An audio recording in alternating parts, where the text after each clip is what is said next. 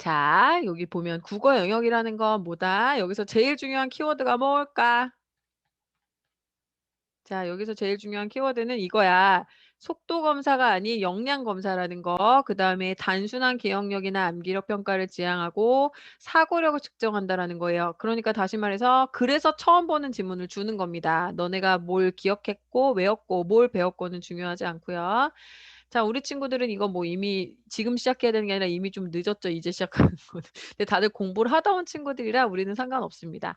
자, 어쨌든 지금 수능도 버릴 수 없는 그 추세가 되어가고 있다라는 거. 그런데 다행인 것은 내신과 수능을 분리하지 말아라. 최근 내신의 트렌드 자체가 수능형이다. 그래서 문제가 쉽게 나오는 학교들도 있지만 요즘 전체적인 분위기는 교과서는 기본이고 부교재나 모의고사 문제들을 추가해서 한 70%에서 80%는 수능 영역으로 내고 있다라는 거.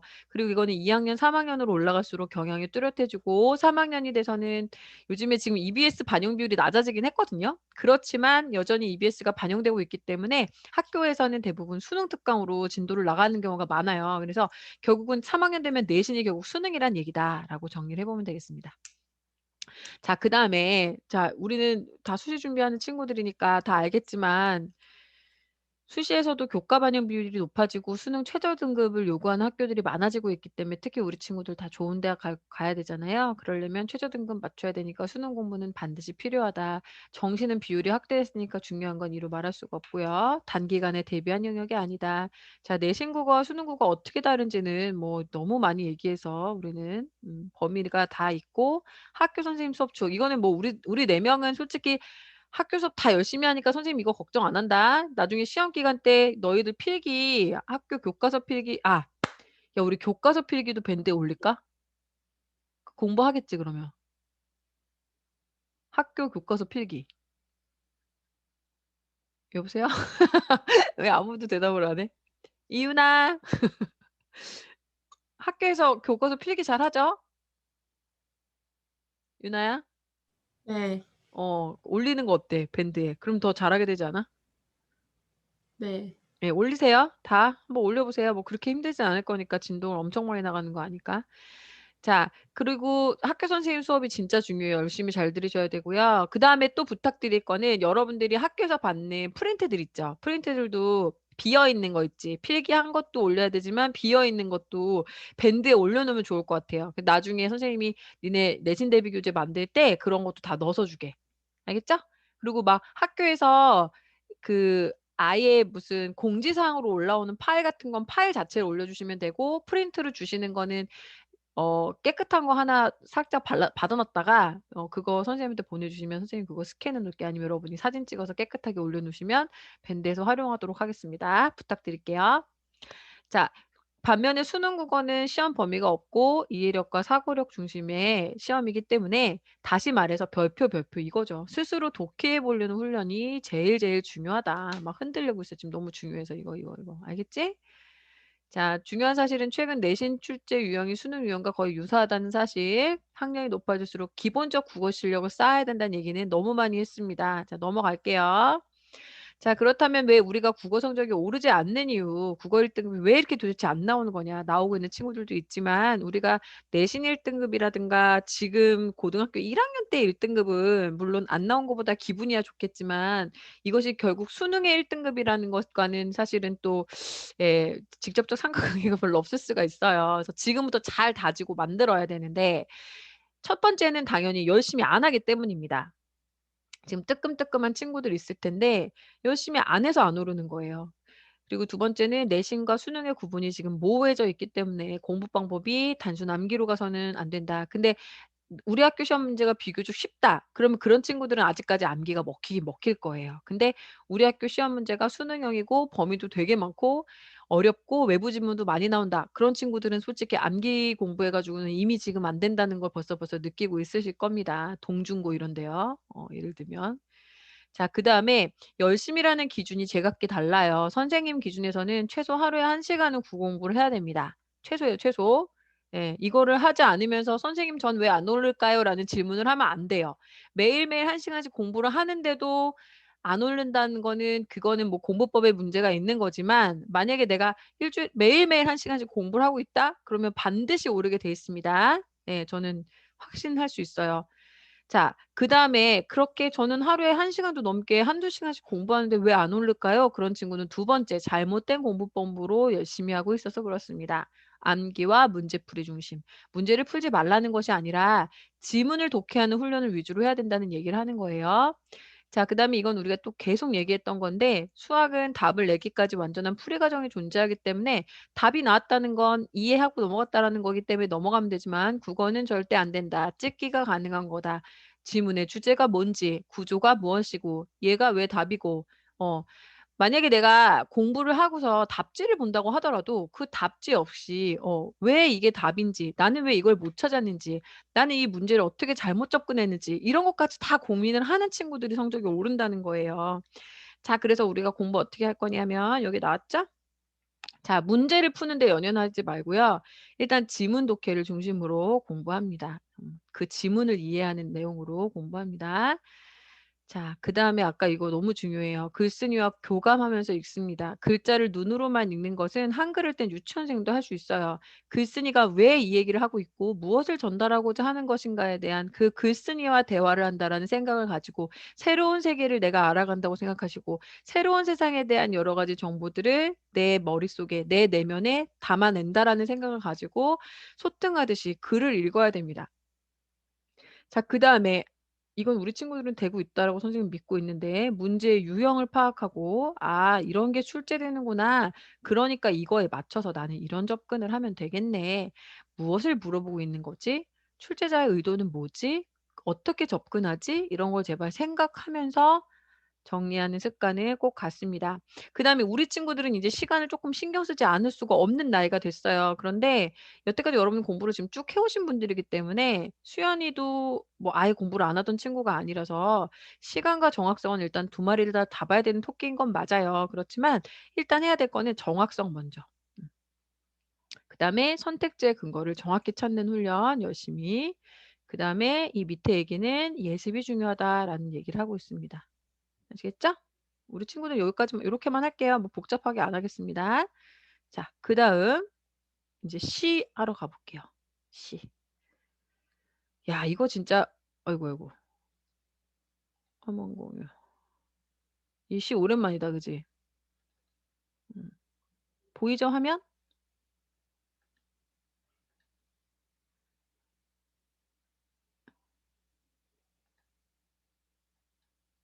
자, 이거 오랜만에 보실 거예요. 자, 여러분 이제 고등학교 2 학년이시다 보니까 선생님이 뭐 그렇게까지 자세하게는 안 해도 될 거라고 믿고요. 지금 여기 정보를 다 드리기는 했습니다만 자, 사실 우리 친구들은 이 뒤에 거 안 할 거예요. 그냥 여러분들이 모를 때마다 찾아보는 용도로 쓰시라고 드렸지 이거를 설명하고 있진 않아요. 이거 설명할 시간 없습니다 우리는. 작품 나가야 될 게 많기 때문에 이건 애기들을 위해서 만든 거고 애기들이 이제 찾아보다 여러분 애기 때 봤던 거라고 보시면 돼요.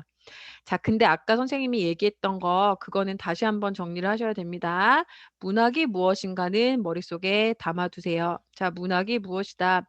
문학이라는 거는 인간이 생각하고 그리고 느끼는 감정들이 있어요. 그리고 인간은 그거를 표현하고 싶어 하는 걸 욕구로 갖고 있어요.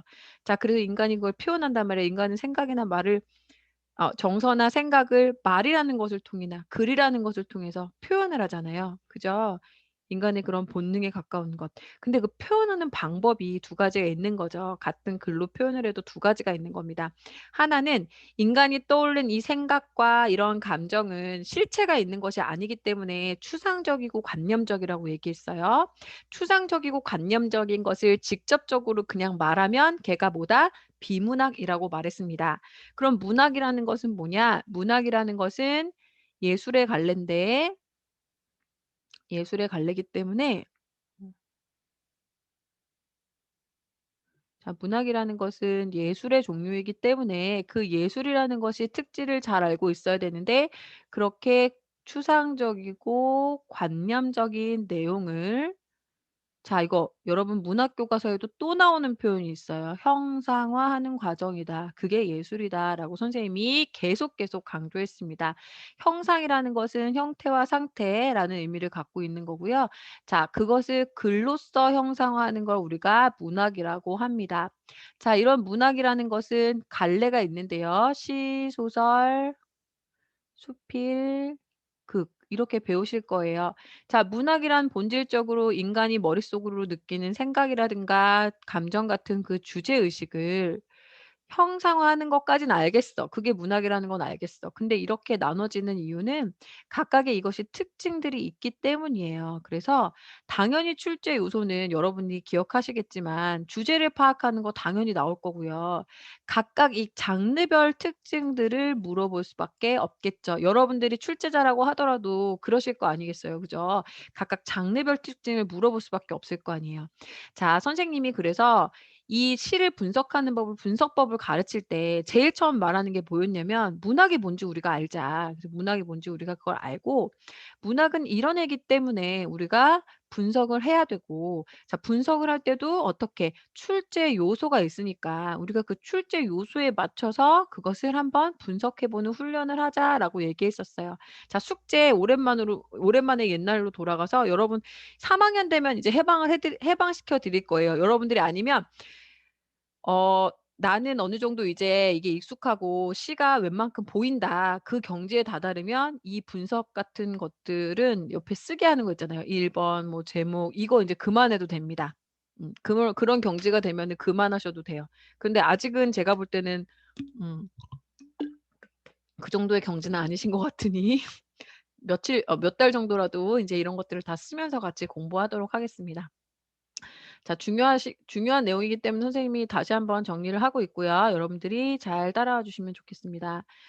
지금 음 또 다시 얘기해 볼게요.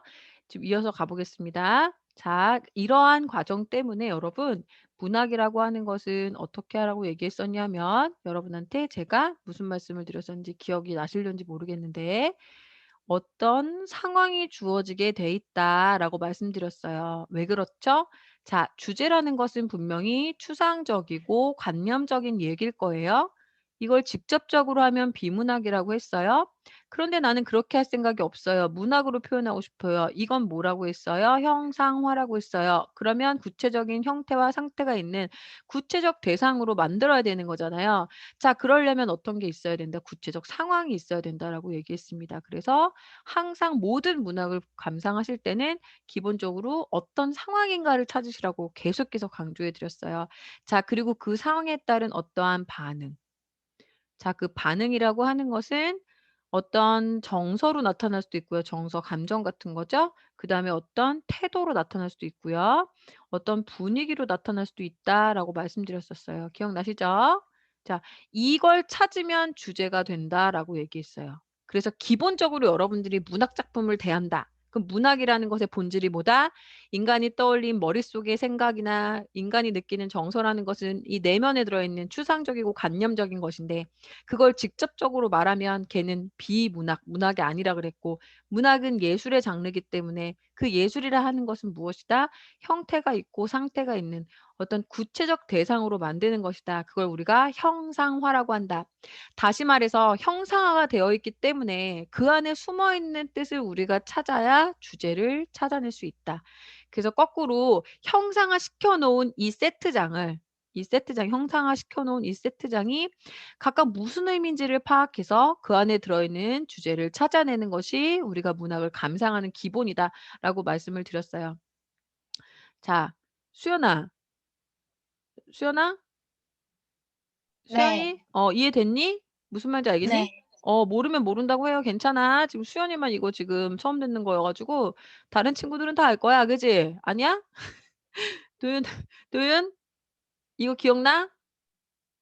나요. 나요. 민지는? 아요. 나요가 뭐야? 날랑말랑해? 막 끊어져? 중간중간 기억이? 유나는 기억나요? 네. 네. 이거 긴장되네요. 여러분이 기억 안 난다고 할까 봐. 자, 이제 가 보겠습니다. 그럼 시부터 한번 해 볼게요. 시를 이루고 있는 요소, 감상, 원리 이런 것들을 말씀드려 보겠습니다. 자, 시에는요. 뭐가 존재한다고요? 정황, 시적 정황. 다시 말해서 시적 상황 말하는 거예요. 시 상황. 상황이 드러나 있어요. 음. 자, 그리고 그 상황을 에 대해서 화자가 노래를 하고 있는 거죠, 시적 화자가. 그 시적 화자는 자기 자신에 대해서 얘기를 할 수도 있고요. 타인에 대해서 얘기할 수도 있고요. 어떤 사물, 어떤 이런 대상에 대해서 이야기하고 있을 수도 있습니다. 어쨌든 시적 상황 안에는 그게 들어 있어요. 그리고 그것에 대한 반응인 정서, 태도, 어조 등이 나타날 수 있습니다. 자, 이것을 통해서 우리가 주제를 파악할 거고요. 그다음에 이 주제를 효과적으로 형상화하면서 동시에 문학적 아름다움 혹은 시를 시답게 만들어주는 시적 특성이라든가 어떤 문학의 특질이라든가 이러한 다양한 특징들이 드러날 만한 표현법들이 나와요. 요게 출제 요소예요. 요게 출제 요소. 자, 그래서 나는 무엇을 봐야 되느냐 시에서. 자, 이따가 또 예문을 통해서 다 해볼 거니까 잘 따라오세요. 제일 처음에 뭐 보라고 했더라? 기억나니? 자, 누구를 또 시작해 볼까? 도윤이부터 시작해 보자. 네? 도윤아. 감상할 때 네. 제일 먼저 뭐부터 보라고 했어? 제목. 제목을 봐야 되는 이유는? 그 제목에서 작품의 주제와 관련된 게 나온다고 했나? 아, 정신이 없어요. 있잖아. 외우지 마. 이거 외우라는 게 아니고 왜 제목이라고 했을까를 생각하면 돼. 그리고 너의 의견을 얘기하면 돼. 자, 지금 말하고 그게 싶은 사람 유나 민지 주제일 다 켜도 돼. 그게 뭐? 수도 있잖아요. 맞아. 자, 선생님 BTS 좋아하는 거 다 알잖아, 니네. 그지? BTS 노래 중에 선생님 DNA라는 노래 되게 좋아하거든. 피땀 눈물도 좋아해. 그지? 그럼 피땀 눈물이라는 제목을 통해서 우리가 뭘 알 수 있어? 이 내용이 피땀 눈물이 주된 어떤 소재겠구나라는 걸 알 수 있잖아요. 그죠? 시도 똑같아요. 그래서 제목을 보면 뭘 알 수 있냐면 이 시가 시적 대상을 뭘로 하고 있는지 그리고 시적 상황은 어떻게 나타내고 있는지 주요 소재는 뭔지 이런 것들을 의미하고 있기 때문에 제목을 파악하는 것은 힌트가 된다는 거예요. 이해됐죠? 전라도 가시네라고 그러면 전라도 가시네가 시적 대상이겠구나. 얘한테 주목해야겠구나라는 힌트가 되고요. 흰 바람벽이 있어라는 제목을 보면 이게 어떤 상황이잖아요. 그럼 이 상황이 말하는 게 뭔데? 그 뒤에 생략된 말이 뭐지? 그게 뭐 어떻다는 거지? 그게 주제로 이어질 수 있다는 거예요. 그다음에 강은교회 뭐 일어서라 풀아 이러면 이 풀이라는 게 실제 풀을 소개하려고 쓴 건 아닐 거 아니야. 그러면 이 도대체 이 풀이라는 것이 무슨 의미를 갖고 있는 건지 찾아봐야겠다. 이런 식으로 집중을 하면 힌트가 된다 이거예요. 그래서 시의 제목을 먼저 보고요. 두 번째 누구 찾아요? 도윤이야, 도윤아. 도윤이가 계속 대답하는 거야. 네? 도윤이가 이거 계속 시작하세요. 시적 누굴 찾아요? 맞아요. 화자 찾아요. 시적 화자 왜 찾아요? 맞아요. 음, 어,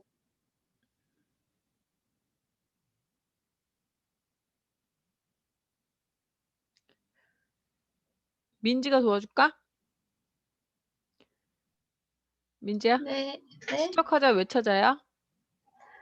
찾으라고 어, 한 적 있어? 시적 화자가 음. 말하고자 하는 걸 찾아야 해서. 왜 그렇지? 그게 시의 주제. 왜지? 그게? 괴로워? 음, 왔어. 거의 왔어. 유나가 마무리해 봐.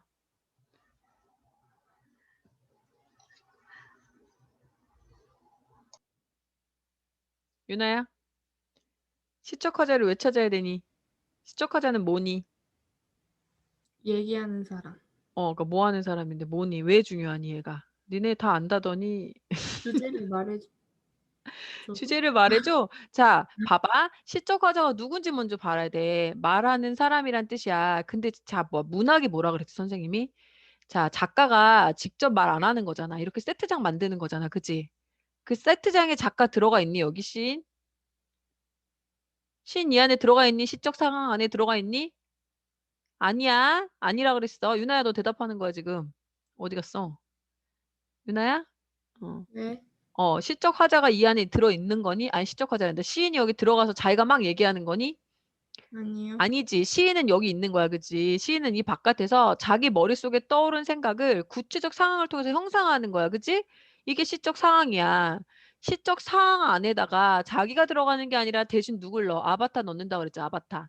그게 누구야? 그게 시적 화자야. 맞니? 그러니까 이 시적 화자가 이 시적 상황을 막 돌아다니면서 이 시인이 생각한 주제를 구현해 주는 거야. 이 안에서. 맞지? 그러니까 시적 화자는 시인을 대신해서 시 속에서 얘기하는 사람이니까 되게 중요한 사람이야. 제목 본 다음엔 시적 화자를 찾는 겁니다. 그래서 시적 화자는 표면적 화자가 있고 이면적 화자가 있다고 했어요. 표면적 화자는 시 속에 드러나 있는 화자고 이면적 화자는 시 속에 드러나 있지 않은 화자야. 어떻게 판단한다고 했어? 나나 우리라는 표현이 들어있으면 걔는 표면적으로 나타나는 화자고 이면적 화자라는 건 나 또는 우리라는 표현이 없다라는 거예요. 자, 그러면 여기서 지금 같이 보도록 하겠습니다. 자, 여기 밑에 보면 여기는 나도 헐벗은 한 그루의 나무로 그대 곁에 서겠다라고 돼 있고 오른쪽에는 나라는 말이 없습니다. 그러니까 여기는 표면적 화자, 여기는 이면적 화자. 자, 이렇게 화자를 찾은 다음에는 이제 뭘 찾으셔야 되냐면 아까 그 이름도 유명한 시적 상황을 찾습니다. 자, 다시 문학이라는 것은 시인이 머릿속에 떠올린 생각이나 자기가 느낀 정서를 직접 표출하면 비문학. 그것을 어떤 구체적 상황이라든가 어떤 상황 설정 등을 통해서 형상화하고 있으면 문학. 맞니? 그래서 상황을 찾는 게 중요. 세 번째, 상황 찾습니다. 상황을 찾는데 그 상황에 따른 반응을 찾으면 뭐가 나온다? 주제가 나온다라고 얘기했었습니다. 제가 그냥 막 넘어가기에는 지금 현재 대답이 여러분 대답이 시원치가 않아요. 지금 매우 불안합니다. 너무 오래전에 한 거라 사실 1년 전에 한 거기 때문에 선생님도 이해는 해요. 어느 정도 지금 1년 전에 한 얘기입니다. 자, 1년 전에 하긴 했지만 선생님이 그 사이에도 강조를 했었음에도 불구하고 지금 약간 조금 마음에는 안 들어요. 자, 열심히 따라와 주기 바랍니다. 상황에 따른 반응을 찾아라. 자, 그게 주제다. 이거 머릿속에 집어넣으세요. 상황에 따른 반응을 찾으면 그게 주제다. 왜냐하면 작가가 원래 머릿속에 떠올렸던 생각을 구체적인 상황으로 표현하는 게 문학을 창작하는 거기 때문에 창작된 문학의 상황이나 반응을 통해서 원래 작가의 머릿속에 뭐가 있었는지 찾아가는 것이 주제를 파악하는 거다라고 말씀드렸습니다. 아시겠죠? 자, 이제 수연이 온. 수연이 온. 수연이가 대답합니다. 뭐부터 보라고 했어요? 아니, 제목. 그렇지. 제목이 뭐야? 진달래꽃. 진달래꽃 잘한다. 자, 그럼 진달래꽃의 제목이라는 것은 이 시의 중심 소재란 얘기겠다. 그지? 자, 그 다음에 화자를 찾을게요. 화자 누구예요? 나요. 옳지. 표면적 화자야. 이제 화자의 상황과 반응을 찾아보겠습니다. 그럼 주제 나온다고 했어요. 자, 상황 어떻습니까? 나보기가 역겨워 가실 때에는 무슨 상황인가요? 이별한 그렇지. 이별의 상황이야. 맞지? 버려지고 있어. 그치? 자, 그때 어떻게 한대? 말 없이 고이 보내 들이우리다라고 반응을 하고 있어요. 받아들이고 있어요. 그죠? 마지막 죽어도 아니 눈물 흘리우리다라는 거는 슬프단 얘기니 안 슬프단 얘기니 안 슬프다는 거. 정말 여기서 애들 많이 슬프다는 헷갈려. 이거 슬프다는 거야. 봐봐. 죽어도 안 운다라는 거는 봐봐. 눈물을 참는다는 거잖아. 그지? 수연아. 아무렇지도 않은데 내가 죽어도 안 울 거야 이런 생각을 하는 사람이 있어? 아니요. 그치. 슬플 때 이런 생각을 하는 거야. 미친 듯 슬픈 겁니다. 자, 상황에 따른 반응을 보세요. 이별을 받아들이고, 이별을 받아들이지만 슬픔을 느끼고 있어요. 이게 주제예요. 이별의 순응과 정한. 이게 주제입니다. 여러분이 여태까지 중학교 때 공부하던 방식대로라면 뭐냐면 선생님이 이렇게 주죠. 필기를 해줘요. 수연이, 그치? 그럼 수연이 이거 어떻게 해? 외우지? 외우지? 수연아? 외웠지? 아니야? 음, 이 외우려고 네. 하지 않았어, 중학교 때 이거? 네네. 근데 이젠 어떻게 수연이가 지금 처음 보는 시, 이건 뭐 처음 보는 시는 아니겠지만 이따 해볼 거야, 처음 보는 시. 처음 보는 시라고 하더라도 제목 보고, 맞지? 화자를 찾고, 화자의 상황이나 그것에 대한 반응을 찾았더니 주제가 나오더라. 이걸 확인하란 말이야. 수연아, 알겠니? 네. 그럼 앞으로 수연이가 처음 보는 시가 나와도 이렇게 하면은 주제를 찾을 수 있다라는 확신을 가지면 되는 거예요. 자, 이제 네. 오른쪽 거 한번 해보겠습니다. 이제 수연이 해보자. 자, 이번에는 제목이 뭐니?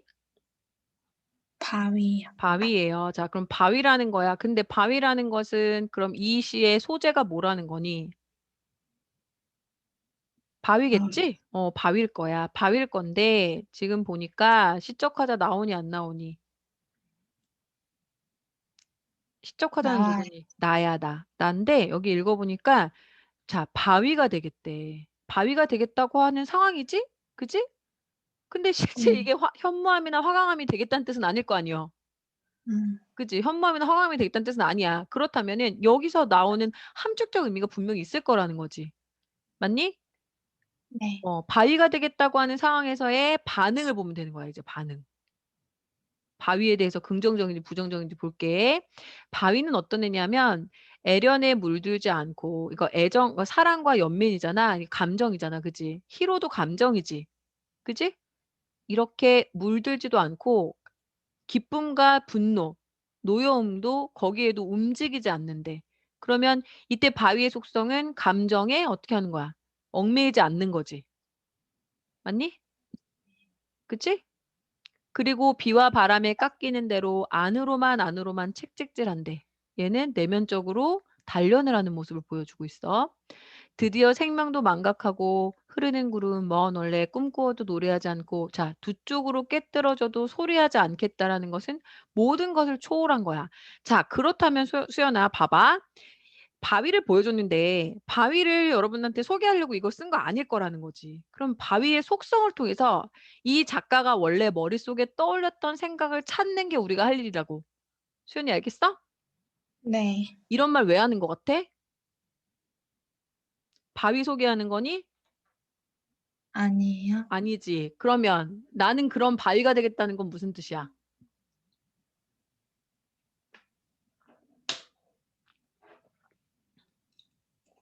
자, 바위가 되겠대. 바위는 감정에 얽매이지 않고 내면적으로 성찰하고 단련하는 존재고 모든 것을 초월하는 존재인데 나는 바위가 되겠대. 근데 어떻게 살고 싶다는 얘기야? 이렇게 살고 바, 싶다는 거 아니니? 그치? 네. 그러니까 바위의 속성을 쭉 말해주면서 반응이 뭐야? 나 그런 바위가 될래. 이런 얘기야. 바위처럼 살 거야. 이런 얘기지. 네. 태도가. 그렇지? 그러니까 얘는 뭐야? 그렇게 살겠다라는 시야. 이 내용은. 맞니? 그럼 만약에 이게 비문학이 되려면 어떻게 되는 거야? 이렇게 말하겠지. 감정이라든가 외부 자극이 흔들리지 않고 살고 싶어요. 맞지? 음, 저는요, 어떤 감정에 막 휘둘리고 싶지 않아요. 그리고 내면을 성찰하면서 다져지면서 초월적인 그런 인물이 되고 싶어요. 이거는 비문학이라는 거야. 알겠지? 근데 그걸 어떻게 써? 바위라는 구체적 대상을 가져다가 그 바위의 속성에 주목해서 형상화했지. 그래서 얘는 시일 수 있는 거야. 문학일 수 있는 거야. 알겠지, 수연아? 네. 오케이. 자, 그래서 이렇게 찾으시면 되고요. 그 다음에 이제 표현 방식입니다. 표현 방식을 봐야 되는 이유는 표현 방식이 출제 요소기 때문에 그렇습니다. 자, 표현 방식은 여러분 뭐 이거 지금 고2인데 지금 제가 이거 하나하나 설명 안 해도 되죠? 무슨 법 안 합니다. 여러분이 알아서 공부하세요. 뒤에 프린트 보시면서 모르시는 친구들은 그거 프린트 찾아가면서 공부하시면 되고요. 나올 때마다 찾아보는 것도 방법이에요. 알겠죠? 내가 이거를 너희들과 하고 있을 순 없잖아? 자, 마지막. 시어나 식구의 의미를 찾을 수 있어야 돼요. 시어나 식구의 의미라는 건, 자, 선생님이 수업 시간에 이런 거 얘기했었는데 기억나지? 치킨. 치킨 얘기했던 거 기억나지? 응? 다시 유나야, 이제. 유나 차례야. 유나야, 시어나 네. 식구의 의미는 무엇에 의해서 결정되니?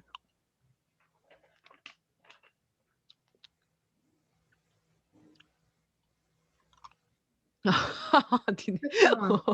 어디 유학 갔다 온 건 아니겠지? 자, 다음 나머지 친구들 긴장하고 대답할 수 있어야 돼. 얘들아, 내가 너네랑 수업하면서 이거 얘기했어. 치킨 얘기했던 거 기억나지? 안 나나?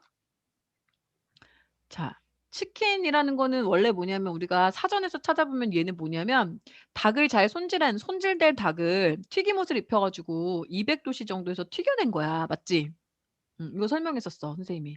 이게 일상의 언어야. 이게 지시적 의미고 사전적 의미야. 사전을 찾아보면 이렇게 나오고 사람들에게 이걸 지시해보라 그러면 치킨을 사람들이 이 중에서 치킨을 고르시오 하면은 모든 사람이 다 치킨 사진을 보고 고를 수가 있어. 그 공통적으로.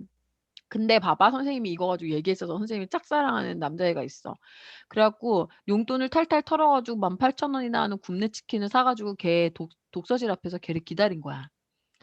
자, 그래가지고 걔를 기다렸는데 걔가 아무리 기다려도 안 나서 막 추운데 오들오들 떨다가 걔가 딱 나왔어. 걔 이름을 비라고 할게. 자, 비야 이러면서 비 이 먹고 힘내 이러면서 그걸 줬는데 비가 갑자기 뭐야 냄새나게 이러면서 이거를 땅바닥에 내 패대기를 치고 밟고 갔어. 이거 설명했잖아, 그치? 유나 기억나지? 네. 맞나? 안 나니? 나는 것 같기도 하고 모르겠어요. 아, 그래? 그럼 여기서부터 이제 몰두를 해봐, 이제부터. 선생님 이런 상황이 됐어. 선생님이 비가 그거를 깔고 가는 순간 대성통곡을 하면서 울기 시작했어. 나는 왜 우는 거야, 지금? 성경이 왜 우니? 아, 200도씨에서 튀긴 내 치킨 18,000원이나 주고 산 건데 이러면서 우는 거니? 아니요. 얘 왜 울어? 슬퍼서. 왜 슬퍼?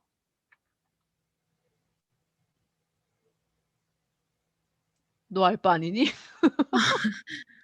얘들아, 왜 슬프니?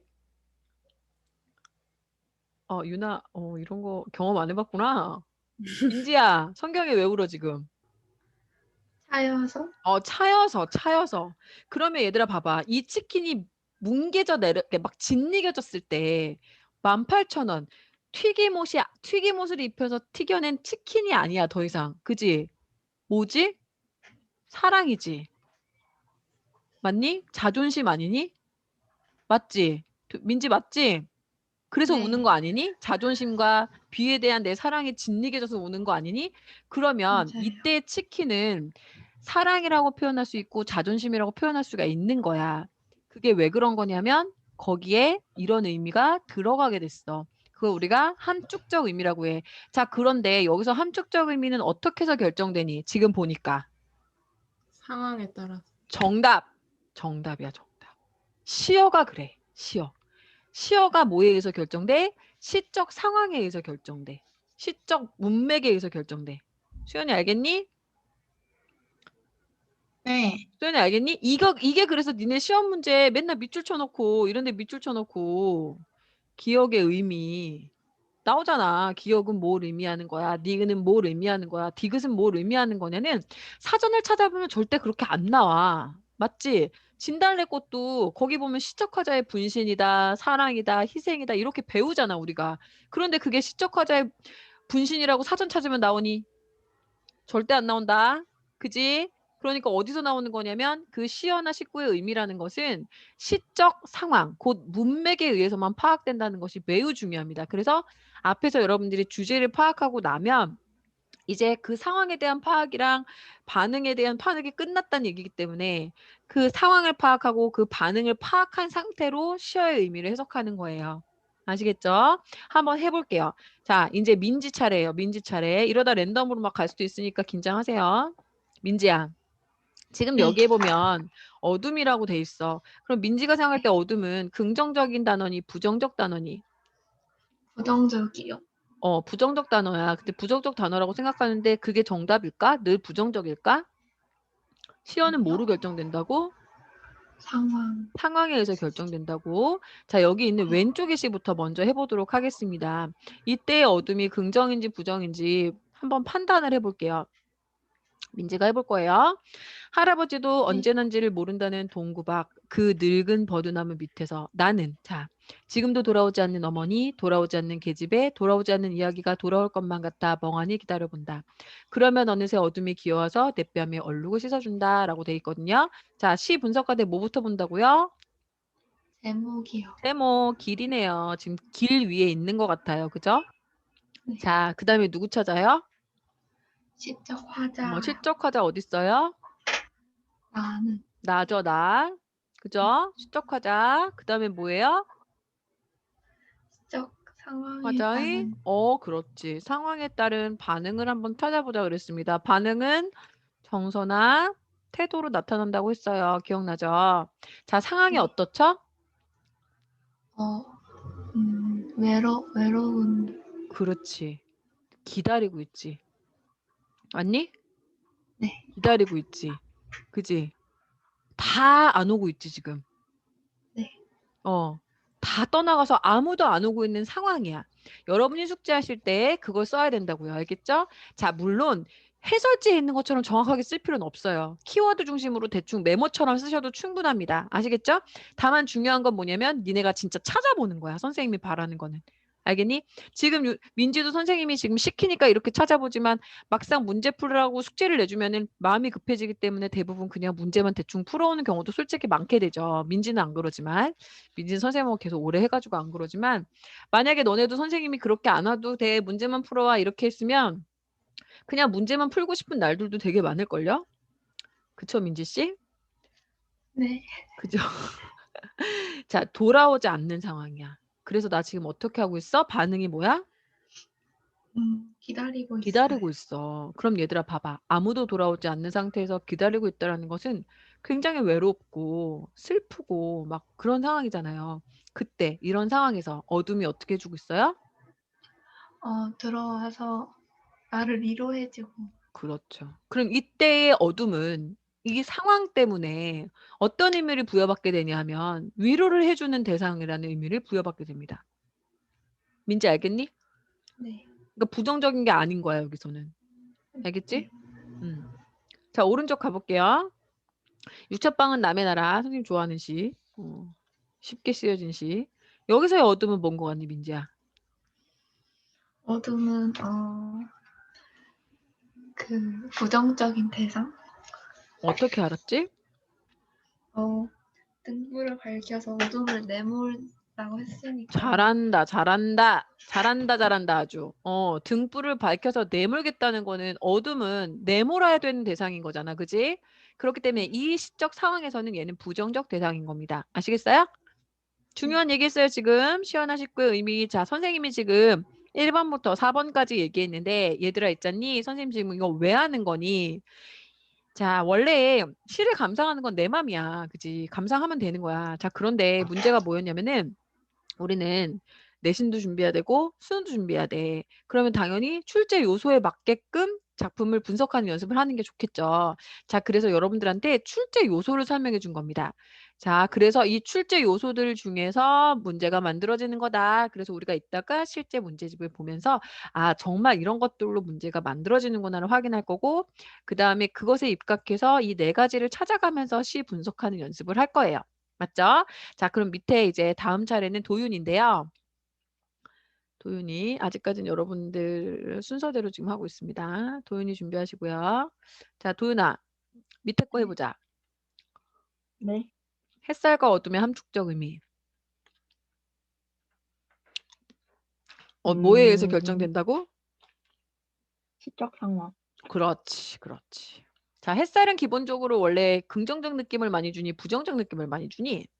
긍정적. 긍정적 느낌을 주지만 여기서의 시적 상황에서는 어떤지 한번 보도록 할게요.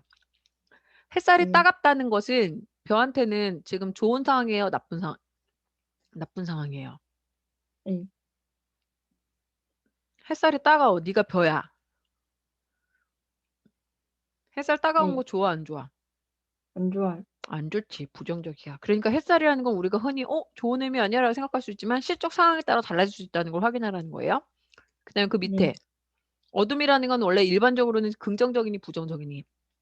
부정이에요. 부정이라고 생각하기 쉽지만 여기서 보면 어둠에 길들면 어떻게 된대요? 깊은 눈이 생긴대요. 좋은 거야, 나쁜 거야?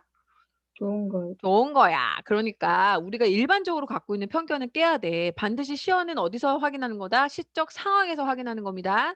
그래서 시적 상황을 보지도 않고 긍정이다 부정이다를 나눌 수는 없습니다. 물론 우리가 이제 다음 시간부터는 본격적으로 이제 우리 고전 시가를 좀 빡시게 할 거거든요. 시조를 좀 빡시게 하려고 그래요. 시조를 거의 그래서 시조 감상 책을 아예 따로 샀잖아. 시조 감상을 아주 빡세게 시키려고 하는데 그걸 하기 위해서는 이제 그전에 또 고전시가 읽는 법 이런 것도 또 까먹었을 것 같아. 너희들 지금 분위기를 봐서는. 그래서 간단하게는 하긴 해야 될 것 같아서요. 아무튼 그렇게 하게 될 텐데 그때도 마찬가지로 시적 상황에 의해서 결정되는 건 맞는데 그래도 고전 시간은 선생님이 그때도 설명했지만 전형성을 갖고 있어. 근데 현대시는 전혀 아니야. 현대시는 똥, 악마 이런 것도 좋은 의미일 수가 있어. 알겠지? 그러니까 머릿속에서 선입견을 싹 지우고 시적 상황에 의해서만 시어의 의미가 결정된다. 이렇게 기억하시면 되겠습니다. 자, 그다음에 이제 선생님이 너무 중요한 얘기를 또 할 건데 이거 기억나실지 모르겠어요. 선생님 그런데 알겠어요. 시적 상황을 찾고 반응을 찾는 거 알겠거든요. 근데 저는 상황 찾는 거 진짜 너무너무 어려워요. 못하겠어요. 이런 친구들을 위해서 선생님이 준비했어요. 자, 주제를 파악할 때 도움이 될 만한 즉 상황이나 반응을 찾을 때 도움이 될 만한 팁을 여기 가지고 왔는데 선생님이 이거 얘기했던 거니까 누구랑 얘기할까 이거는 수연이랑 다시 얘기할 차례네. 인원이 적으니까 좋다. 야, 니네들끼리 되게 많이 하게 되네. 몇몇 명 할 때는 거의 안 돌아오는데. 자, 수연이 레디? 네. 자, 아까 선생님 뭐라고 얘기했냐면 문학이라는 것 자체가 뭐라고 했어? 표현하는 거. 그래. 형상화하는 걸로 수연이 잘한다. 와, 너 한 번밖에 설명 안 듣고도 이렇게 잘하다니. 형상화하는 것이 기본이라고 했어. 쉽게 생각하면 시인이 자기 머릿속에 떠오른 생각이나 이 감정을, 이 추상적인 감정을 형상화하기 위해서 세트장을 만들었다라고 생각하면 재밌다고 했어요. 그럼 이해하기가 쉬울 거라고 했습니다. 자, 첫 번째 시는 뭐냐면 박제삼의 추억에서라는 시인데요. 이 시는 고생만 하다 가신 어머니에 대한 애틋함과 그리움 이런 것들을 주제로 하고 있어요. 그러면 그 머릿속에 떠오른 게 뭐야? 우리 고생만 하시다 가신 우리 엄마 너무 그립다. 애틋하다. 그게 추상적으로 떠오른 관념적으로 떠오른 머릿속 생각이야. 그게 주제야. 자, 그걸 이제 어떻게 세트장으로 구현하는 거야, 이제. 어떻게 하지? 엄마 등장시켜야 돼, 엄마. 그러면 수연아, 엄마 어디 있어야 될까? 엄마가 명품 관가에 있으면 돼, 안 돼? 안 돼요. 막 엄마 스파 받고 있어, 최고급 스파. 막 120분짜리 이런 거 호텔 스파 받고 있으면 안 되지. 안 되지. 그래서 작가가 특정한 시공간이나 이미지를 세팅합니다. 그래서 여기서는 엄마가 뭐 하시는 분으로 등장을 하시냐면 생선 장수를 하는 거야. 생선 장수도 가락동 논시선물시장에서 이렇게 도매업하면 안 돼. 어떤 거야? 이렇게 이걸 뭐라 그러니? 이걸 달아. 이거 일본 말인데 이거 달아. 이걸 뭐라 그래야 되니? 대야? 뭐라 그래야 되지? 함지박? 뭐 이런 거를 이렇게 지고 다니면서 장사하시는 노점상 알지? 이런 거. 수연이 알지? 네. 이런 엄마로 설정을 하는 거야. 그래야 이 사람이 말하는 고생만 하시다 가시던 그리움, 고생만 하시다 가시던 어머니에 대한 애틋함과 그리움을 형상화할 수가 있겠지, 수연아. 무슨 말인지 알겠니? 네. 그러니까 시 안에서 특정 시공간이나 이미지가 나오면 그걸 밑줄 치면서 공부해야 된다는 얘기를 하는 거고요.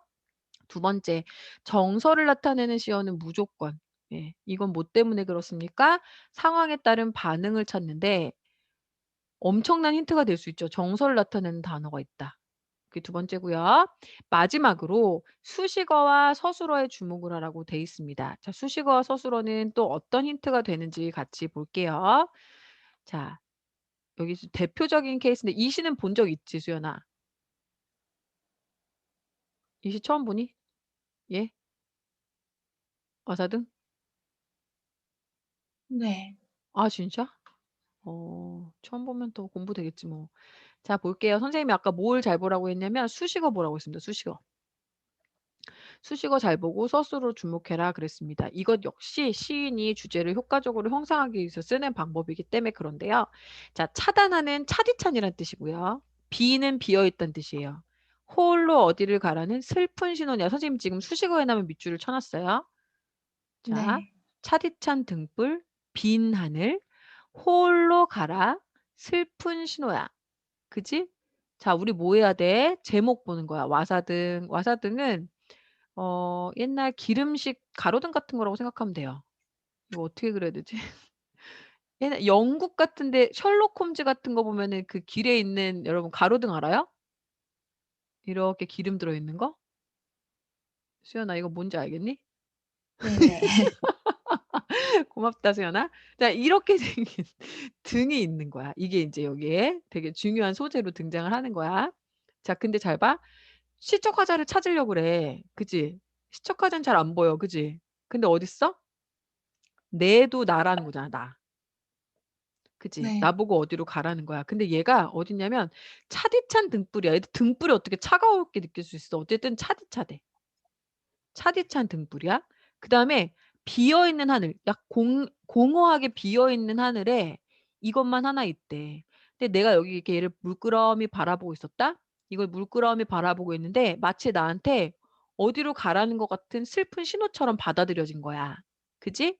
이거 다 뭐야? 장치야, 장치. 누가 만들어 놓은? 작가가 자기의 주제 의식을 효과적으로 드러내기 위한 장치야. 맞니, 수연아? 네. 그럼 특별한 이유가 있을 거야, 분명히. 자, 느껴지는 정서가 어때? 느낌이 어떠니? 네가 여기 있다고 생각해 봐. 어떤 느낌이야? 쓸쓸하다. 쓸쓸함 잘 찾는다. 쓸쓸하고 고독하고 막 슬프고 이런 느낌이 드니?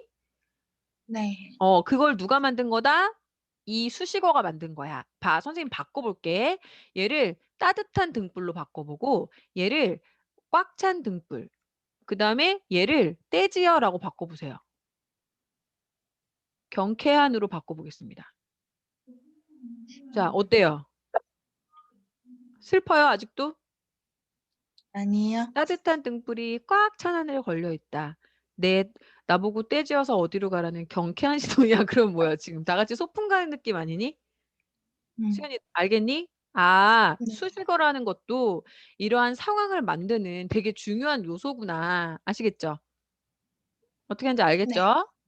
자, 그다음에 여기 보면은 긴 여름해가 황망히 나래를 접었다는 얘기는 이제 해가 졌다는 얘기야. 늘어선 고층. 얘가 뭘 보고 있냐면 늘어선 고층 빌딩을 보고 있어. 근데 이 늘어선 고층 빌딩이 뭘로 보인대? 창백한 묘석처럼 보인대. 그리고 여기에 야경이 무성한 잡초처럼 보인대. 그러면 수연아, 얘가 지금 보고 있는 야경과 높은 고층을 얘는 부정적으로 보고 있니? 긍정적으로 보고 있니? 부정적으로. 어떻게 알았어? 상황이 부정적이어서. 수식어 보고 한 거지. 음. 그치? 수식어랑 이 창백한 묘석 같은 물론 이러한 그 비유적인 표현들을 통해서도 알 수 있었던 것처럼. 자, 그러니까 여러분 지금 다 같이 들어보세요. 서술어랑 수식어가 그렇게 중요한 겁니다. 그래서 여러분이 시를 분석하실 때 시적 상황을 찾기 위해서 반응을 찾기 위해서 여러 가지 단서들이 주어지는데 그중에서 아까 말했던 특정 시공간 그리고 이러한 정서 중심으로 보시고 그다음 수식어가 있다면 주목해서 보시고 마지막으로 서술어도 주목하시면 좋습니다. 아까 그거 저기 민지가 그렇게 찾은 거지. 어둠을 몰아내고. 그치? 그 몰아내고라는 서술어에 주목하신 거예요. 그거는. 몰아내라고 했잖아요, 선생님. 그러니까 이 시적 상황에서의 어둠은 몰아내야 되는 존재잖아요. 그래서 서술어로 보고 판단을 해봤을 때 그렇단 얘기예요. 자, 그럼 이거 해볼게요. 복종이라는 건 수연아, 복종하고 싶니? 복종 좋은 단어니? 아니요. 이미지 자체는 별로 안 좋지, 그지? 자, 근데 여기 보면 복종을 뭐라고 써있니? 좋아한다. 좋아한다고 써있어. 그 다음에 피 흘리는 거 좋니? 아니요. 근데 조용히 흘리겠다고 하고 있어. 기꺼이 받아들이겠다고 하고 있어. 그지? 그지? 네. 그러니까 이렇게 부정적인 어떠한 이미지를 가지고 있는 시어들도 서술어를 통해서 태도를 알아볼 수 있는 거야. 태도. 무슨 말인지 알겠지? 받아들이고 있는 수용적 태도로 받아들일 수 있다라는 거예요. 됐습니까? 네. 됐나요? 우리 친구들 다 됐죠? 자, 이제 선생님이랑 잠깐만 쉬었다가 이제 시 분석하고 끝날 거예요. 생각보다 시간 잘 가지? 아니야? 민재야, 지금 아니라고 했니? 민재야, 약간 이마 흔들렸는데? 맞아? 네? 민재야, 시간 아니에요. 생각보다 잘 가지? 네. 그지? 이제 1시간밖에 안 남았어. 어때? 할만하지? 근데 네. 현장 강의가 훨씬 좋지? 네. 우리 현장에서 꼭 만나자. 그렇지만 여러분 이제 괜히 또 쉬지 않고 또 공부하고 그러지 말고요. 알았죠? 미리 풀어보고 그러지 말고 10분 쉬었다가 우리 37분에 만나겠습니다. 안녕.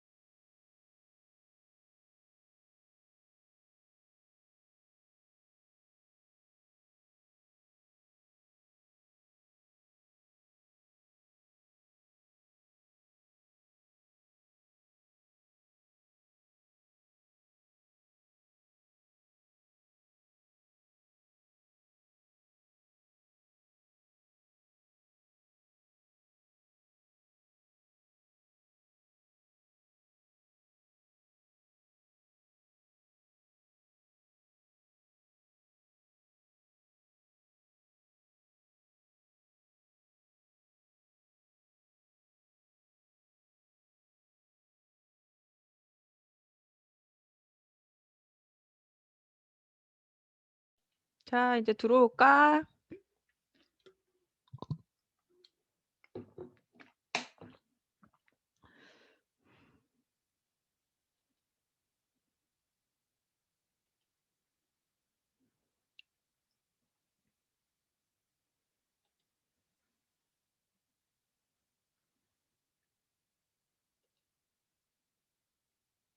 들어온 거니? 도윤이 왔니? 네, 수연이 왔어요. 왔니? 네. 수연아, 어서 와. 자, 우리 이거 이제 마지막이에요. 수연아, 오늘 한 거 이해되니?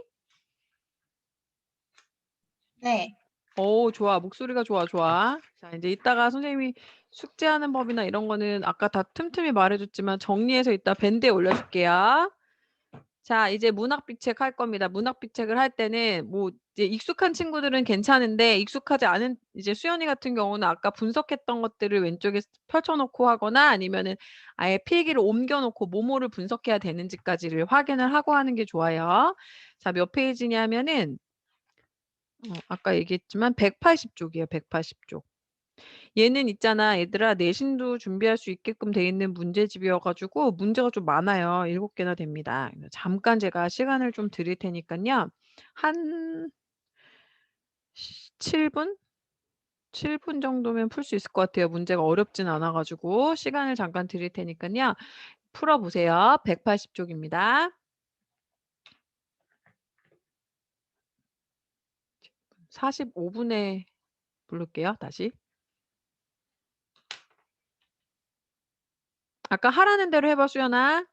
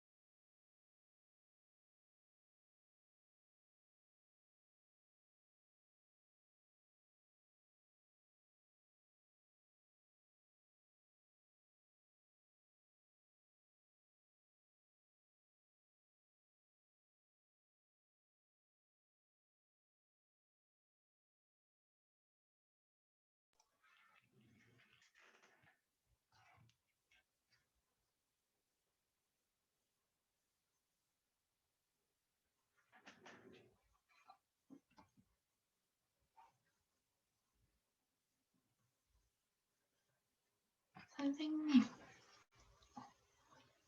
쌤 하시는 게.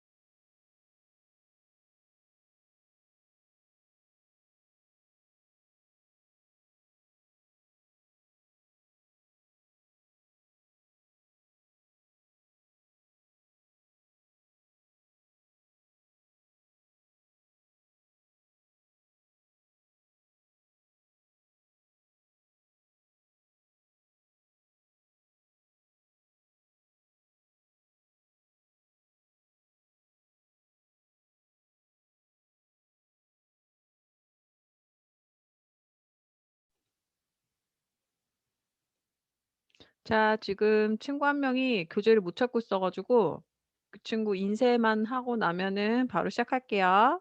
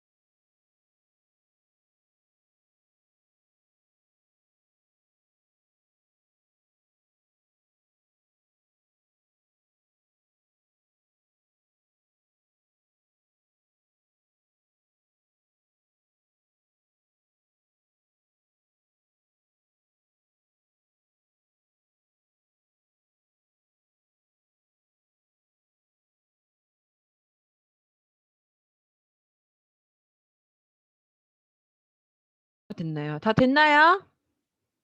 준비됐어요? 다 못했나? 민지 됐니?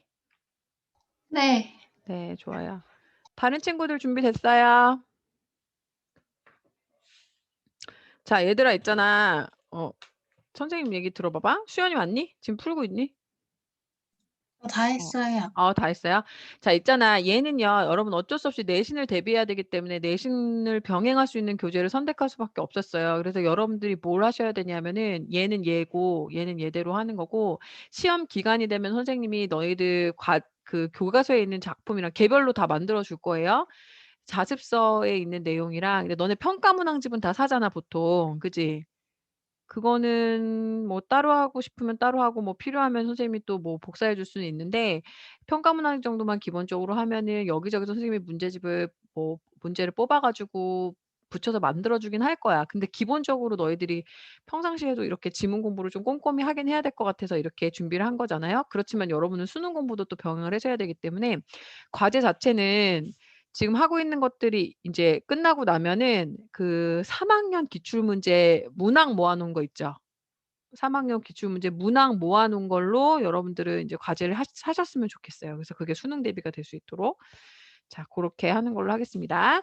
자, 해 볼게요. 제일 먼저 해야 될 일은 지문 분석을 먼저 해 보는 거예요. 문제 분석을. 어떤 문제들이 나왔나 같이 보도록 할게요. 자, 1번 보니까 뭐라고 나왔나 하면은 자, 이제 민지부터 다시 출발해 볼게요. "가에 대한 설명으로 적절하지 않은 것은" 하면서 뭐에 대해서 묻고 있냐? "우리말의 어순을 바꿨다. 섬세하고 고운 시어를 쓰고 있다. 슬픔을 암두로 유미주의적 태도다. 섬세하고 여성적인 어조를" 어쩌고저쩌고 이거 지금 뭐 물어보는 문제니? 표현상 그렇지. 특징. 자, 표현상 특징을 물어보는 문제가 나왔구나. 문제에 대한 분석을 해 보겠습니다. 그래서 숙제하실 때 우리 수연이 잘 보세요. "표현상 특징 문제다."라고 문제를 분석한 걸 쓰는 거예요. 자, 익숙해진 친구들은 인제 그렇게까지는 안 하셔도 되는데 우리 수연이는 처음 해 보는 거면 해 봤으면 좋겠어요. 아이고, 아이고. 얘가 따라가질 않는구나. 부끄럽네 되게. 어. 자, 요렇게 따라가시면 좋겠고 그다음에 두 번째는 뭐라고 돼 있니? 2번 문제. 나에 대한 설명인데 지금 나라는 작품에 여기서 보면은 대화의 형식, 시대적 상황, 뭐 화자에 대한 얘기, 현실에 대한 대응 방식, 삶의 태도, 짬뽕 문제네, 짬뽕 문제. 하지만 중요한 건 선생님이 얘기했던 거. 대화의 형식이라는 얘기는 표현상 특징 문제죠. 그다음에 화자에 대해서 물어볼 거다라고 제가 얘기했었고요. 시적 화자의 대응 방식, 즉 태도에 대해서 묻고 있고요. 자, 대조를 통해 시상 전개, 표현상 특징 나왔고요. 자, 삶에 대한 미련을 통해 즉 뭐예요? 태도, 태도. 예, 역시 주제의식과 관련된 태도가 나왔습니다.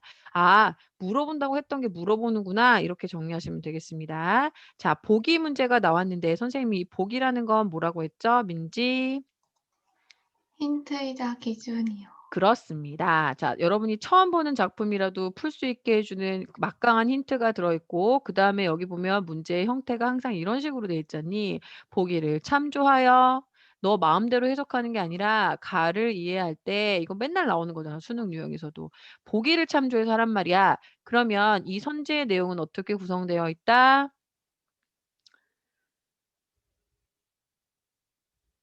자, 어떻게? 지문의 내용. 맞지? 앞부분 지문의 내용, 뒷부분 저희 보기의 내용. 이렇게 해서 지문을 보기를 통해서 해석해. 지문을 보기를 가지고 해석해봐. 이게 기준이 되니까 이 기준을 가지고 해석해봐. 이런 식의 문제가 이거 수능형 문제죠. 네. 자, 그다음에 4번 문제 어떻게 돼 있습니까? 4번 문제는 뭐예요? 벗에 대한 설명을. 뭐에 대한 설명? 벗에 대한. 예, 부끄럽죠? 자, 뭐에 대한. 자, 이게 뭐예요? 시적 대상이요. 시적 대상에 대해서 물어보고 있습니다. 5번 문제 봤더니 이런 문제 애들이 싫어하는 문제. 이거는 힌트는 아니지. 그지? 네. 얘는 기준만 되는 거야. 두 개를 비교하게끔 외부 지문 주고서 두 개 비교하게끔 내는 문제인데 선지의 내용을 보시면요, 여러분. 이렇게 사문보의 율격을 형성하고 있다 같은 표현상 특징을 물어보는 게 있고 그다음에 인간의 근원적 고독감을 자, 이건 주제란 얘기죠. 주제. 자연물을 통해서 드러내고 있다. 표현 방식에 대해서 설명하고 있고 역설적 표현을 통해 기쁨과 슬픔. 자, 역설적 표현이라는 표현 방식과 기쁨과 슬픔이라는 주된 정서. 맞지? 그다음에 모란과 꽃이라는 시어의 의미, 시적화자의 보람을 의미한다라는 시어의 의미. 그다음에 수미상관의 구성 방식. 자, 뭐냐? 뒤죽박죽 나와 있지만 결론은 결국은 뭘 같지만 이거 꺼놨네. 이거 끄고 있었어 여태까지. 자. 자, 뒤죽박죽 나와 있는 것 같지만 선생님이 파악하라고 했던 걸로 선지 구성된 거 보여요? 민지야? 네. 표현상 특징, 정서, 뭐 화자, 그지? 시어의 의미 이런 것들로 선지가 구성되어 있다는 걸 확인하시면 됩니다. 자, 6번, 7번 문제는 여러분 그 서술형 문제로 나온 걸 텐데요. 가에서 모란이 질 때의 화자의 비애감을 시각적으로 형상한 이음절의 의태어를 쓰시오. 자, 미쳤다, 미쳤어. 지금 여기서 알아야 되는 개념이 얼마나 많니 지금. 자, 일단 화자의 비애감이라는 거 있고요. 시각적 형상화라는 말이 있습니다. 그 다음에 이음절이란 말이 있고 의태어라는 말이 있습니다. 자, 시각적으로 형상한다는 게 무슨 말이냐. 이게 이제 무슨 말인지를 생각해야 된다고 얘기했었지. 우리 국어 공부의 본질은 무슨 말이지? 무슨 뜻이지? 왜 그렇지? 그것을 물어보면서 하는 것이 동국의 본질이었어요. 자, 시각적으로 형상한다는 건 아까도 말씀드렸지만 형상화라는 것은 형태나 상태가 없는 맞니? 그게 뭐니? 비애감 아니니? 비애감? 비애감이라는 건 추상적인 개념이잖아. 감정이니까 그렇지. 이것에 색깔이 있니? 냄새가 있니? 뭐 소리가 있니? 이거는 관념적인 내용인데 얘가 어떻게 시각적으로 보이는 것처럼 만들어준 내용을 그런 부분을 찾으란 얘기야. 알겠니? 의태어, 모양을 형상한 내용이지 이음절 두 글자란 얘기야. 이거 찾아보란 얘기야. 자, 그 다음에 가에서 모란이 의미하는 바래에 대해서 서술하시오. 자, 이거 서술형 문제죠. 자, 선생님 6번, 7번 문제 같은 건 여러분들이 알아서 했으면 좋겠는데 나의 작은 바람이야.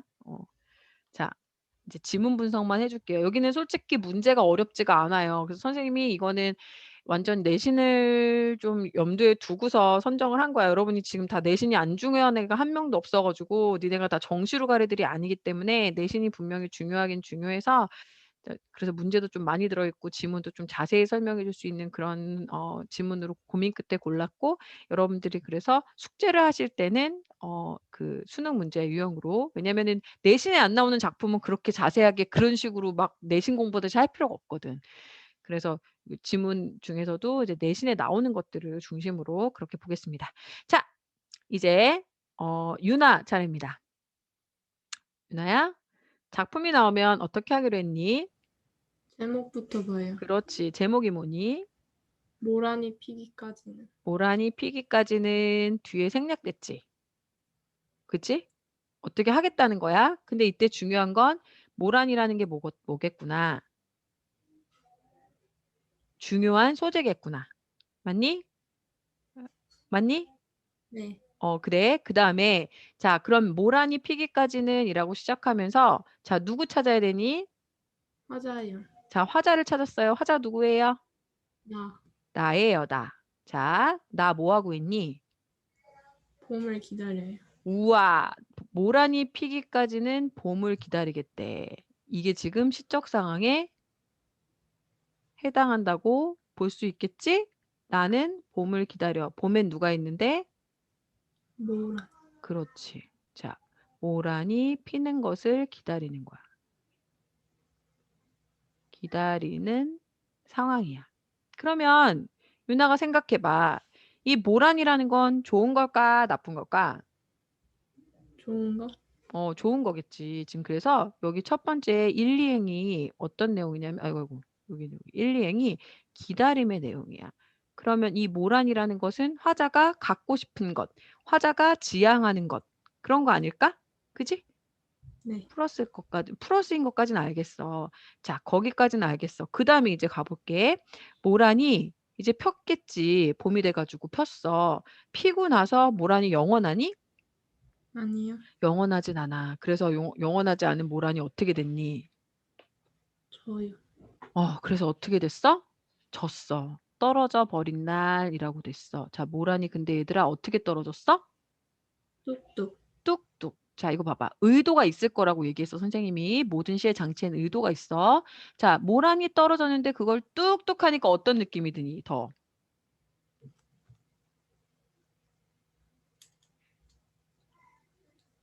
아무 느낌도 없니, 유나야? 자, 모란이 떨어지다. 모란이 뚝뚝 떨어지다. 어떤 느낌이 있지? 어떤 차이가 있지? 좀 더 뭐라 해야 되지?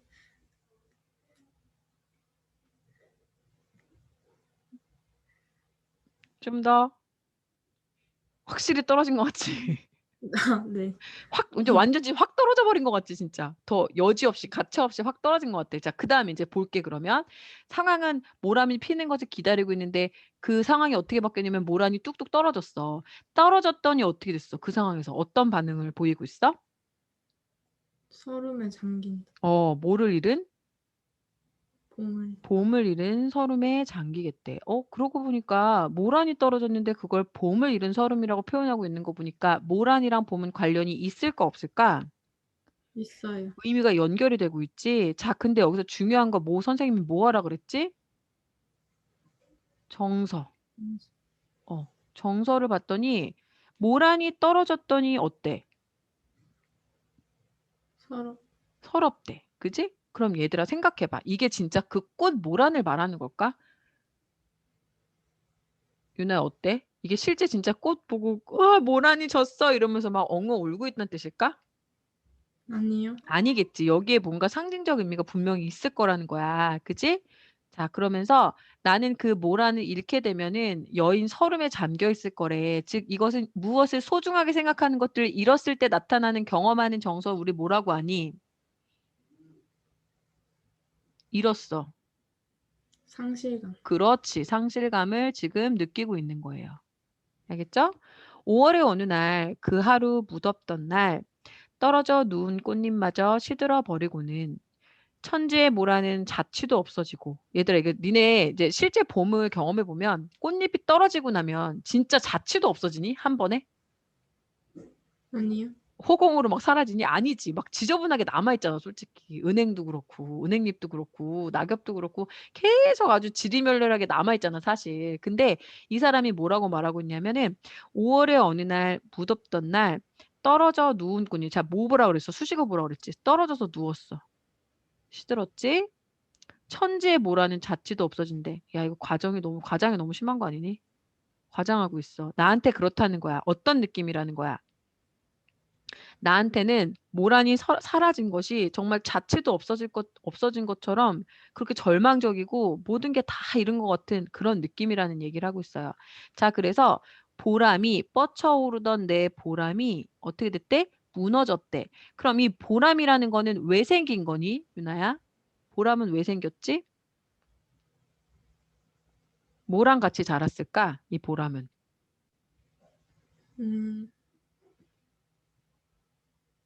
모란. 그렇지. 모란이 피었고 기다리던 모란이 피었고 그 피어오르는 그 모란을 모란 못 그리겠다. 모란이 이렇게 생겼다고 칠게. 모란이 피면서 나의 뭐도 생긴 거야? 보람도 같이 올라온 거야. 맞니? 네. 그치? 근데 그게 어떻게 됐어? 무너졌어. 다 무너졌어. 그러면 자, 내가 기다리는 모란 그리고 내가 기다리는 그 봄 그리고 그것과 같이 타오르는 보람. 이거는 같이 의미가 연결되는 거 느껴지니? 네. 내가 기다리는 봄, 내가 기다리는 모란, 그리고 내가 쌓아 올린 그 보람. 이 모든 것들이 다 연결이 되고 그것이 무너졌대. 무너졌어. 모란이 지고 말면 그뿐. 내 한 해는 다 어떻대? 다 갔대. 나는 이거 말고는 아무 의미가 없는 거야. 삶의 의미가. 그러니까 모란이 지고 나면 내 삶은 그냥 끝나는 거야. 모란은 사실 잠깐 폈다 지는 거잖아. 근데 이 사람은 모란이라는 것에 거의 사활을 다 걸고 있는 느낌이야. 그지? 자, 그러면 첫 번째, 두 번째 문단을 묶어보고요. 이제 두 번째부터 쭉 묶어볼게요. 선생님이 이렇게 묶는 이유는 자, 마지막 두 행이 뭐랑 되게 비슷하니? 1, 2행. 1, 2행이랑 똑같지. 그래서 의미상, 형식상 얘네들이 묶이고 나머지가 지금 이렇게 분리가 돼 있거든요. 근데 지금 이 상황은 뭐야? 모란을 잃은 상실감이지. 그치? 모란을 잃고 상실감에 빠져 있는 상황에 대해서 설명을 하고 있는 거예요. 자, 그럼 여기서 질문. 모란이라는 게 도대체 여기서 뭘까? 모란이라는 게 뭘까? 아까 선생님 설명했지. 시적 화자가 추구하는 거야. 가지고 싶은 거. 소망하는 거. 그런 거 아닐까? 맞지?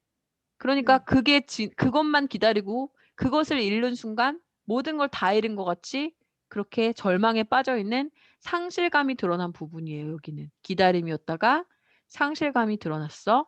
어떻게? 360날 한양 섭섭해 우옵내다라고 돼 있어. 우옵내다 정서죠. 정서. 자, 실제 여러분이 숙제를 해오실 때 이렇게 해와야 된다는 얘기예요. 자, 360날은 시험 문제예요. 이거는 내신에서 되게 많이 물어봐요. 자, 왜 그러냐면 얘들아 생각해봐라. 1년이 며칠이니? 365일. 365일이야. 그 중에서 360날을 운대. 5일은 뭐겠어? 왜 안 울어 얘는? 모란이 피는. 그렇지. 모란 개화식이야. 개화한 상태인 거야. 이때는 울 일이 없어. 그러니까 얘 인생은 얘 모든 삶은 그냥 모란으로 웃고 모란으로 울고 그런 삶이라는 거지. 과장돼 있지. 자, 과장이 돼 있는데 중요한 건 있잖니. 여기서 우리 이런 표현들이 나와요. 지금 얘가 숫자로서 어떤 정서를 드러내고 있거든. 숫자로 정서를 드러내. 이런 거 조금 어려운 말로 수치화라고 얘기하는데 자, 이런 거 우리가 어떤 식으로 선지에서 표현할 수 있냐면 화자의 감정의 이거 써주세요. 이거는 잘 내요. 나와요. 깊이를 드러낸다. 자, 이러한 방법은 20뿐만 아니라 다른 데서도 쓰이는데요. 이런 식으로 정서를 구체적인 수치로 나타내는 그런 표현들이 나올 수 있어요. 그럼 이런 표현도 시인의 의도라 그랬잖아. 시인은 어떻게 하고 싶은 거냐면 사실 감정의 깊이라는 거는 측량이 되니 안 되니? 측정이 돼 안 돼? 안 돼. 안 되죠. 그게 안 되는데 그 안 되는 걸 되는 것처럼 표현함으로써 어떻게 마치 그 깊이라는 것을 측정할 수 있을 것 같은 것처럼 표현하기 위해서 이런 방법을 쓰는데요. 365일 중에 360일을 운다고 표현함으로써 이것을 받아들이는 독자들이 생각했을 때 와, 겁나 슬프구나. 얘 맨날 우는구나. 얘 정말 뭐 모란의 인생을 다 걸었구나. 이런 판단을 하게끔 만든다는 거죠. 자, 다시요. 뭔진 모르겠어요. 그 모란이. 근데 그 모란이 피기까지는 나는 기다릴 거래. 자, 기다림의 정서가 드러나고 있어. 자, 모란이 폈나 봐. 폈다가 이제 지는 순간이 오겠지. 모란이 지는 순간 나는 슬픔에 잠기고 서름에 잠기고 막 모든 게 다 없어지는 것 같고 무너지고 막 1년 내내 막 운대. 그지? 막 상실감에 막 사로잡혀 있어. 자, 그러면서 마지막에 어떻게 마무리하나 볼게요. 모란이 피기까지는 나는 아직 기다리고 있을 테요. 자, 또 모란이 어떻게 해? 다시 피겠지. 다시 기다린대. 자, 기다렸어. 졌어. 다시 내년에 또 필 거야. 그러면 또 다시 피겠지. 이걸 계속해서 반복하겠지. 자, 이렇게 봄, 여름, 가을, 겨울 다시 봄. 아침, 점심, 저녁 다시 아침. 이런 식으로 되는 걸 우리가 무슨 구조라고 하지? 니네 지하철을 잘 탈 일이 없어서 모르나? 얘들아, 출발해서 종착지가 있는 게 아니라 다시 출발점으로 돌아와. 이걸 뭐라고 말해? 순환. 그렇지. 순환적 이렇게 표현합니다. 순환적이고요. 소멸의 이미지와 소멸의 이미지와 생성의 이미지가 계속 반복되는 거야. 이렇게 순환적인 연결고리를 드러내고 있다. 그럼 맞는 말이야. 자, 이게 우리가 선지에서 나올 때 근거를 댈 수 있어야 돼. 그래야 공부가 제대로 된단 말이에요. 근거를 댈 수 있어야 돼요. 근거를 댈 수 있어야 되고 그다음 또 여기 보시면 별표 치세요. 찬란한 슬픔의 봄을 별표 치겠습니다. 이거는 뭐 많이 나온 건데. 싹 다 지우는 거 없니 이거 혹시? 혹시 한 번에 지우는 거 없니? 네, 빨리 지워지긴 한다. 별표 치세요. 찬란한 슬픔의 봄에 드러나는 거 뭘까? 이제 유나 고생했고 도윤이 방심하고 있었나? 네? 찬란한 슬픔의 봄에 나타난 표현법.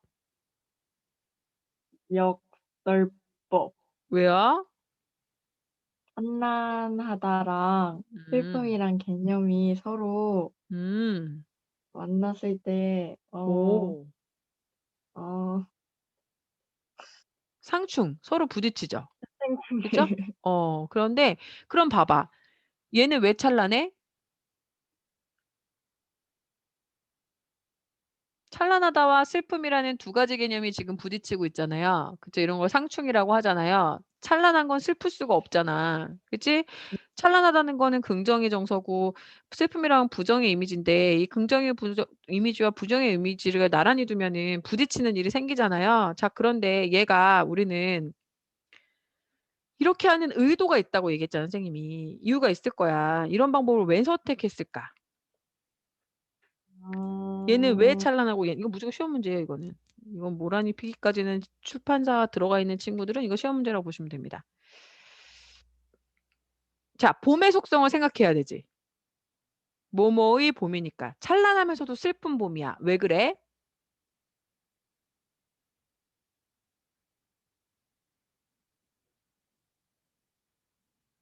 진짜 모르는 거야? 진짜 모르는 거야? 뭐라고 말해야 아, 할지 그래. 모르겠- 그렇구나. 그 선생님이 도와줄게, 도윤아. 자, 일단 왜 슬프지? 봄이 되면 왜 슬퍼지지? 이 사람? 왜 울었어? 앞에서 계속. 운 이유가 있잖아.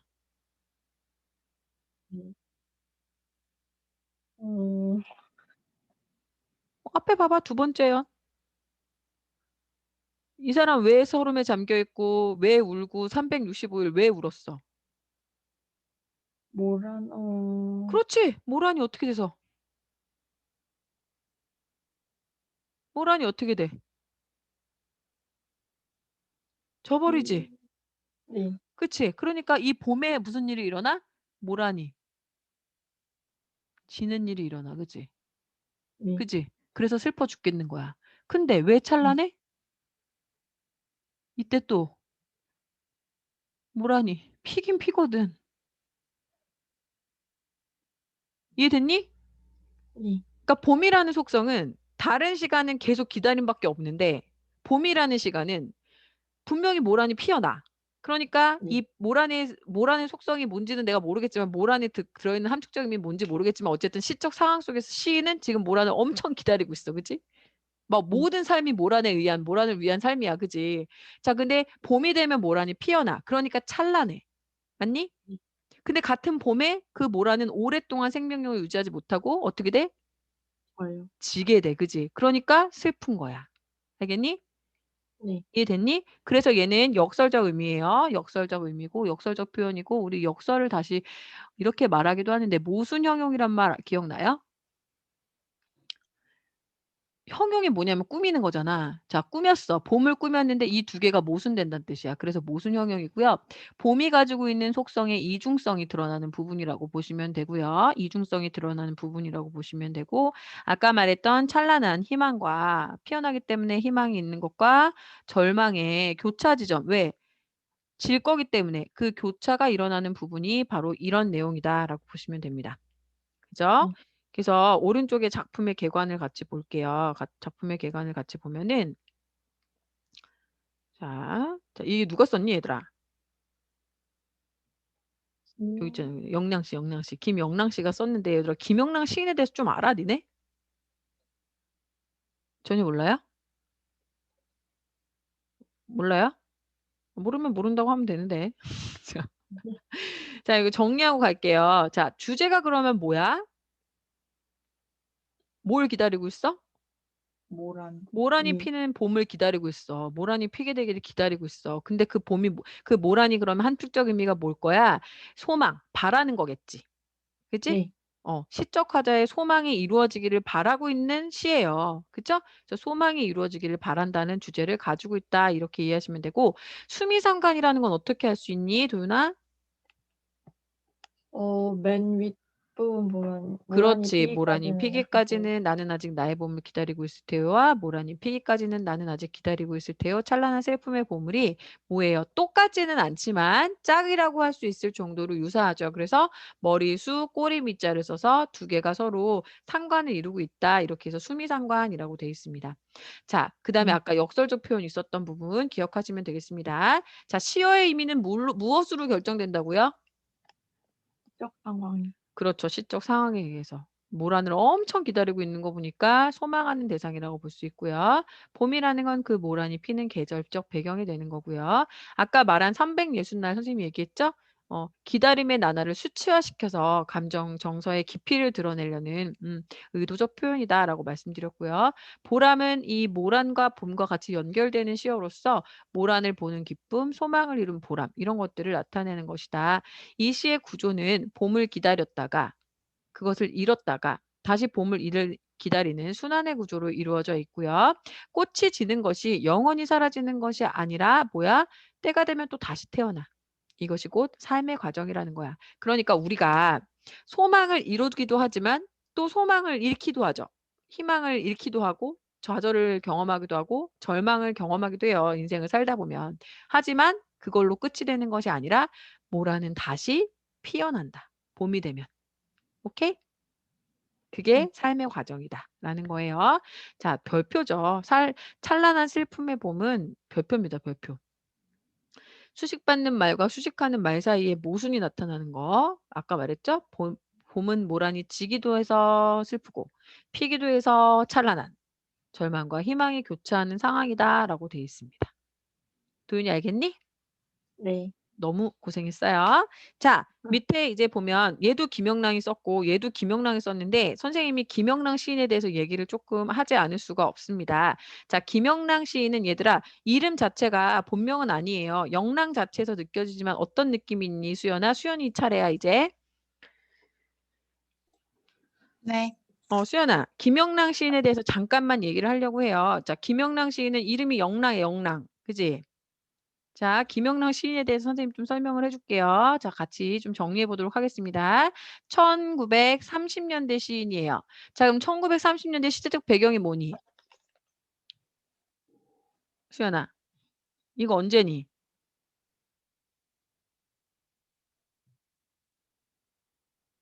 일제강점이지? 그치요. 천재네. 자, 일제강점기야. 자, 그럼 우리는 하도 여태까지 학습의 결과로 인해서 1930년대 시하면 무조건 뭐일 것 같아? 뭐 일본에 저항하고 막 일본이 괴롭히고 막 그런 현실에 대해서 되게 냉철하게 비판을 하고 그 시에 대해서 맞서겠다라고 하는 저항시를 떠올리기 쉽잖아요. 근데 김영랑이라는 이름에서도 여러분 느껴지듯이 이 1930년대는 굉장히 다양한 학파들이 존재했었어요. 그중에서 이 김영랑 시인은 순수시를 썼던 사람이에요. 순수시. 자, 순수시라고 하는 것은 야, 시라는 것은 꼭 그렇게 사회적이어야 돼? 사회 참여적이어야 돼? 꼭 저항을 해야 돼? 시는 문학으로서 충분히 아름다우면 되는 거 아니야?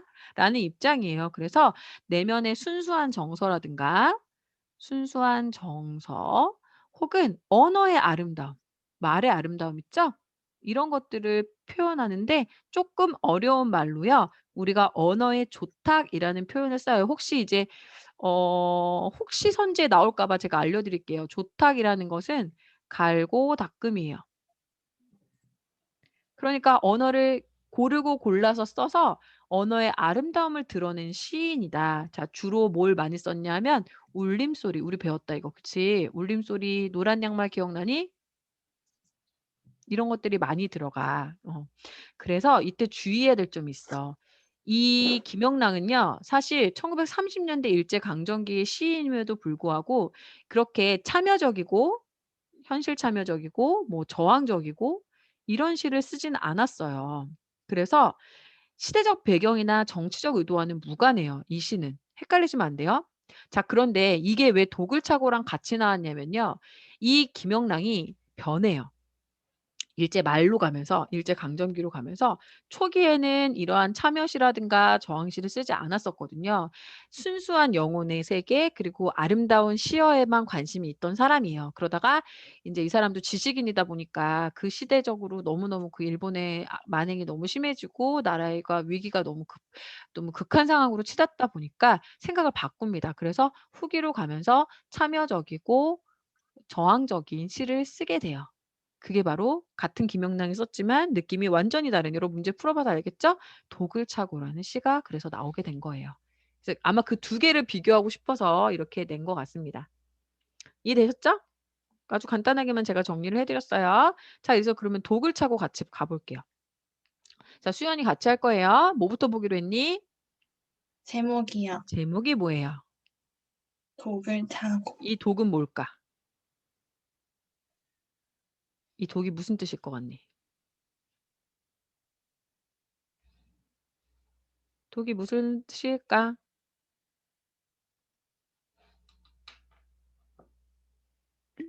수연아 집에 갔니? 네? 화장실 간 줄 알았어. 독이 뭐야 이거 독. 이 한자 알아요 혹시? 포이즌. 영어로 포이즌이에요. 자, 일제강점기 후기로 가면서 시 스타일이 바뀌었어요. 그래서 저항시의 느낌으로 되게 많이 갔다라는 걸 아시면 될 것 같아요. 자, 독을 차겠다는 거야. 이것도 뭐야? 지금 상황에 대해 설명하고 있지? 독을 왜 찾겠니? 생략돼 있지? 가볼게. 내 가슴에 독을 찬 지 오래로다 라고 얘기했어. 자, 시적화자 나왔지? 시적화자 상황이 뭐니, 수연아? 독을 차고 있어요. 독을 차고 있대. 이 독이 뭘 나타내는지 이 안에 뭐가 있겠니? 함축적 의미가 있겠지? 수연아, 그치? 그 함축적 의미는 뭐에 의해서 결정된다고? 시어의 의미는 뭐에 의해서 결정돼요? 상황? 오, 똑똑해. 오, 하루 오늘 처음 배우고 왜 이렇게 잘해? 자, 내 가슴에 독을 찬 지 오래됐어. 상황이 뭐야? 이 시적 화자는 독을 차고 있지. 이 독의 정체는 아직 모르겠어. 용도도 모르겠다. 그런데 아직 아무도 해한 일이 없대. 그럼 얘는 용도가 뭐야? 누구를 해할 거야. 그치? 맞니? 네. 누구를 처리하려고 누구를 해치려고 이거를 차고 다니는 거야. 새로 뽑은 독이야. 수식어 뭐라 그랬어 얘들아. 어떤 느낌이 있니? 15년 된 독이랑 지금 막 새로 뽑은 아무도 아직 해한 적이 없어. 곧 누구라도 해야 할 것 같은 느낌 아니니? 얘들아, 네. 15년을 가지고 있었는데 아무도 해하지 않은 독이랑 아직 아무도 해하지 않은 따끈따끈한 독이야. 그럼 당장이라도 뭐가 일어날 것만 같잖아요. 긴장감이 막 올라가고 있습니다. 자, 벗이 등장해요. 벗은 그 무서운 독 그만 흩어버리라 한다. 자, 지금 봐봐. 지금 어떤 식으로 하냐면 야, 뭐라고 말하고 있는 것 같아, 벗이. 야, 끔찍해. 그 무서운 독 그만 좀 버려. 라고 마치 말하고 있는 것 같지 않니? 대화하는 느낌이죠. 예, 이런 건 분명히 네. 의도가 있을 거예요. 나는 또 어떻게 말해줘요? 그 독이 선뜻 너를 해할지도 모른다고 위협합니다. 둘이 주거니 받거니 지금 대화하는 느낌 보이세요? 그죠? 그럼 보세요. 지금 두 사이의 의견의 일치를 보이고 있나요? 서로 대조를 이루고 있나요? 서로 대조하고 있어요. 대조를 이루고 있어요. 이것도 의도가 있는 겁니다. 자, 나라는 사람은 독을 가지고 살고요. 벗이라는 사람은 독을 버리라고 한대요. 맞지? 대조를 이루는 거야. 대조를 이루면서 얻을 수 있는 효과는 뭘까? 수연아. 대조를 하면 어떤 효과를 이룰 수 있을까? 강조를 할 수 있나? 야, 수연아, 너 기본기가 되어 있는데? 강조가 되지. 독을 품고 있는 사람이 부각이 되든, 독을 버리라고 하는 사람이 부각이 되든, 어쨌든 대조를 이룸으로써 한 사람이 부각이 되는 거야. 여기서는 어느 쪽으로 흘러가는가가 결국 주제를 결정하겠네요. 자, 독을 안 차고 살아도 머지않아 너나 마주 가버리면 억만 세대가 그 뒤로 잠자코 흘러가고 나중에 땅덩어리 모래알이 될 것임을 허무한데 독을 차서 무엇하느냐고 누가 말하고 있어요. 이 말은 누가 벗이. 했겠니? 그렇지. 이거 누가 얘기해 주는 말이야? 벗이 해주는 말이야. 야, 독 안 차고 살아도 너랑 나랑 가버리면 죽으면 이런 얘기했지. 그 뒤에 억만 세대가 그 뒤로 잠자코 흘러가고 나중에 땅덩이가 닳아 없어져 다 모래알 되면 끝이야. 그러면서 뭐라고 말해? 어차피 허무한데. 보이니? 벗이 왜 독을 버리라고 하는 거냐면 야 허무해. 어차피 너랑 나랑 죽으면 끝이고 이 시대 그렇게 흘러가고 나면 대충 사라질 거야. 뭐하러 그렇게 아둥바둥 뭐하러 그렇게 독을 품고 살아. 그냥 대충 살다 가. 이렇게 얘기하고 있어. 그랬더니 뭐라고 얘기해요? 뭐라고 얘기합니까?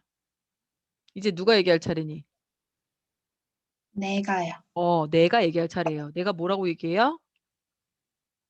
아, 내 세상에 태어났음을 원망 안고 보낸 하루가 있었던가? 이 사람의 태도가 드러납니다. 태도 잘 봐야 되잖아요. 그죠? 반응이니까 반응. 그지? 독을 품고 있는 사람의 반응이 뭐라고 얘기하냐면 나는 세상에 태어났음을 원망을 안고 보낸 하루가 없대. 그러니까 나는 세상에 태어난 게 행복한 사람이야?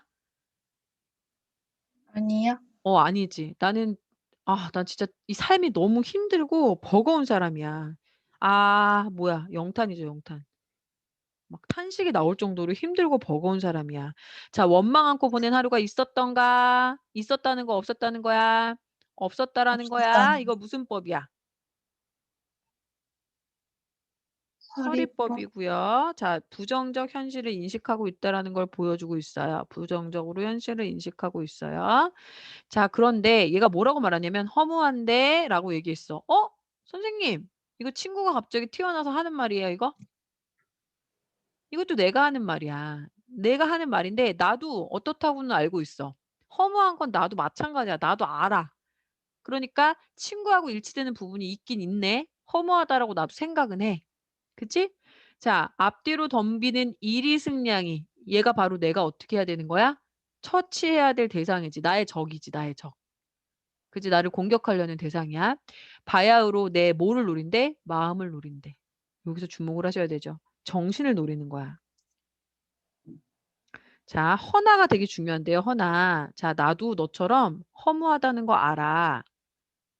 그런데 난 너랑 어떤 부분이 다르냐면 나도 알거든. 나도 알아. 지금 되게 위태로운 것도 알고 이리승냥이 때가 내가 짐승의 밥이 돼서 찌 키우고 할 키우고 이렇게 내맡겨진 신세라는 걸 굉장히 위태로운 존재라는 거 나도 알아. 그런데 난 어떻게 하고 싶어?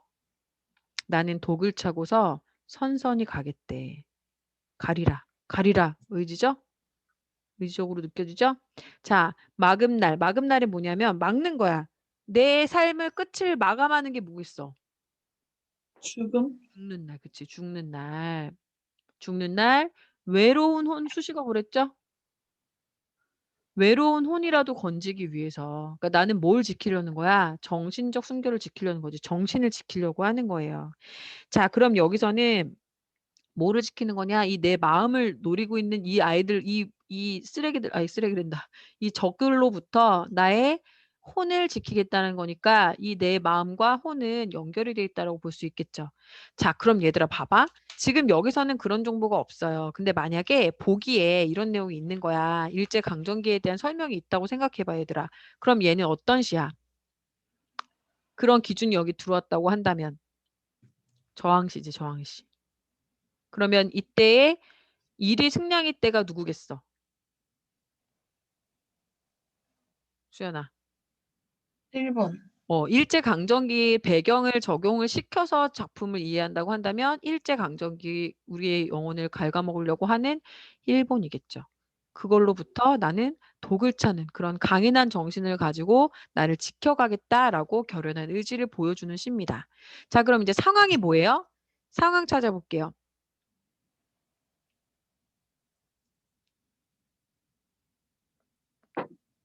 독을 차고 있는 거 아니에요? 그치? 네. 독을 차고서 나의 영혼을 갉아먹으려고 하는, 나의 마음을 지배하려고 하는, 내 영혼을 갉아먹으려 하는 것으로부터 나를 지키겠다라는 그런 거 아니에요? 아이고. 네. 자, 그래서 어떤 식으로 지금 표현이 되어 있나 같이 볼게요. 자, 이 시는 무슨 내용이냐? 일제강점기 현실에 대한 대결 의지라고 되어 있는데 사실 일제강점기 현실이라는 거는 여기서는 보여주지 않고 있어요. 그래서 저는 이거는 조금 무리가 있지만 이제 이거는 시대적 배경까지 같이 적용이 된다면 여기 그건 요걸 빼시고 부정적 현실인 거죠. 부정적 현실. 내가 하루라도 진짜 내가 왜 태어났는지를 생각 안 해본 적이 없고, 그죠?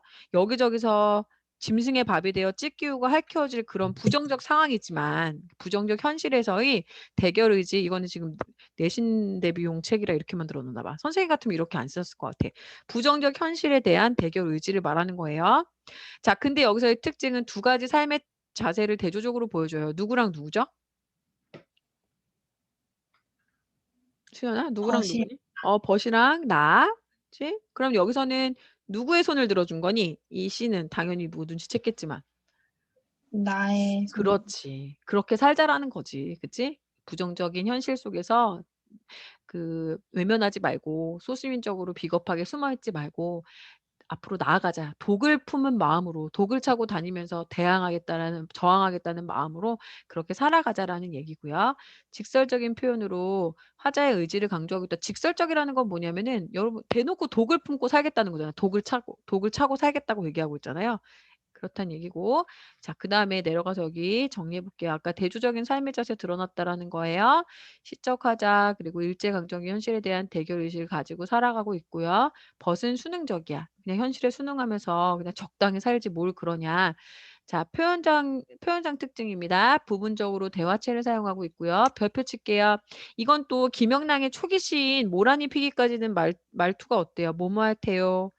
뭐뭐하고 마라 모음내다 이거 뭐예요? 여성적 어조죠. 여성적이고 섬세한 어조를 썼다면 후기에 오면서 그 저항적인 의지를 드러내기 위해서 남성적이고 의지적인 어조 쓰고 있습니다. 독이라는 건 순수 내면에 간직한 치열한 삶에 대한 대결 의지고요. 일제강점기 이게 이제 기본적으로 시에 드러나 있는 표현이라고 볼 수 있고 이제 시대적 상황과 엮어서 생각을 하면 이거죠. 일제강점기의 고통스러운 현실에서 치열하게 살아가려는 대항 의지. 이리와 승냥이는 잔혹한 일제라고 생각해 볼 수 있겠고 외로운 호는 거기서 그 참혹한 현실에서 살아남아야 하기 때문에 외로울 수밖에 없는 그 혼에 대해서 이야기하고 있습니다. 자, 순수한 시의 세계를 의미하는 걸 수도 있고요. 일제에 저항하는 민족 정신일 수도 있습니다. 자, 이거 시험 범위에 들어가는 친구들이 있기 때문에 그런 친구들은 나중에 고등학교래 2학년 올라가서 나오면은 예, 비교하면서 같이 보면 좋을 것 같아요. 자, 어려워 보이는 문제만 해보겠는데 3번이 고난도니까 고난도 하나만 하고 마치겠습니다, 여러분. 너무 긴 시간 고생 많이 하셨고 특히 우리 친구들 이미 뭐 민지랑 유나랑 도윤이는 하는 법을 알고 있으니까 선생님이 뭐 걱정 안 하는데 너희들은 뭐 하고 싸워야 되냐면은 나태해진 마음 이제 귀찮다. 난 다 아는 것 같다라는 그 마음과 싸우면 될 것 같고 나는 너희들을 믿기 때문에 만약에 너희들이 진짜 완성된 것 같다라는 느낌을 받는다. 그러면은 선생님한테 상의를 하셔서 이렇게 분석하는 거는 선생님 저 좀 줄이고 분량을 늘리겠습니다. 그러면 받아들이겠습니다. 제가. 아시겠죠? 제가 원래 시 하나 시 하나 문학 하나 비문학 하나인데 선생님 저는 사실 이제 이런 분석 같은 건 안 해도 바로바로 좀 보이는 편이에요 라고 하면 저는 믿기 때문에 그렇게 되면 이제 분량을 늘리는 걸로 타협은 가능하시겠습니다. 무슨 말인지 알겠죠? 수연이는 선생님이 좀 꼼꼼히 볼게요. 왜냐하면 수연이 자체는 지금 처음 해보는 거기 때문에 찾아가면서 문제를 풀어 오셔야 될 겁니다. 자, 고난도 문제 풀어볼게요. 보기를 참조하여 가를 이해한 내용을 골라보래요. 자, 여기서 이거 왜 나왔냐면 이게 시험 문제인데요. 여기 보면은 부사어들이 정말 많이 나와요. 부사어. 부사어의 속성에 대해서 물어보는 게 많습니다. 삼행의 뚝뚝이라는 이 부사어는 떨어지는 모습을 바라보는 화자의 안타까움이 강조될 수 있을까요? 확인해 보시는 거예요. 판단해 보세요. 괜찮아요? 민지야? 민지 네, 괜찮아요. 괜찮아요. 두 번째, 사행의 비로소는 완전히 져버리는 것에 대한 상실감. 네, 구행의 다는 모란이 피지 못할 것이라는 화자의 불안감? 아니에요. 아니에요? 왜 아니에요? 피지 못할 것이라는 불안감이 아니라, 음, 아, 음, 이건 뭘까 그러면? 다 가고 말아. 그러니까 엄마들이 왜 그런 말 하잖아. 내 인생은 너 아니면은 아무 의미가 없어. 너 하나 잘 되는 거 그거 하나 드라마 같은 거 보면 그지? 내 네, 인생이 다 너야. 이건 뭐야? 그게 사라지고 나면 부질없다는 거지. 네, 그치? 너네 펜트하우스는 안 보겠지만 펜트하우스 보니까 그 베로나 엄마가 베로나 데리고 한강 가서 그러더만. 난 이제 더 이상 살 의미가 없어 이러면서 막 그지? 그게 뭐냐면은 다 사라졌다라는 얘기는 뭐야? 이제 나에게 남은 건 없고 덧없고 아무 의미가 없어. 나에게 남은 시간은 아무 의미가 없어. 그런 의미로 말한 거죠. 어떡하지? 네. 모란이 다시 안 피면 어떡하지? 이 불안감은 아니라는 거예요. 그죠? 그래서 답은 3번이 되겠고요. 4번. 십행의 한양은 늘이라는 거야. 모란을 보지 못하는 것에 대한 화자의 슬픔. 365일 중에 모란이 표현 5일을 뺀 360일 동안은 모란을 못 보니까 그 모란을 보지 못하는 것에 대한 마냥 계속 울고만 있는 거죠. 그 다음 아직이라는 것은 모란이 다시 피기를 기다리는 화자의 간자람. 아직도 기다리고 있다. 여전히 기다리고 있다. 이런 의미잖아요. 그래서 헤어지고 나서 옛 연인을 잊지 못하는데 나는 아직 널 기다려. 난 여전히 널 기다려. 이런 표현. 올 거라는 생각을 가지고 기다리는 거죠. 그렇게 연결시켜가지고 생각해 보는 것도 좋을 것 같아요. 자, 마지막으로 혹시 여러분이 풀어봤는데 도저히 모르겠다라고 했던 거 있어요? 질문을 받아드리겠습니다.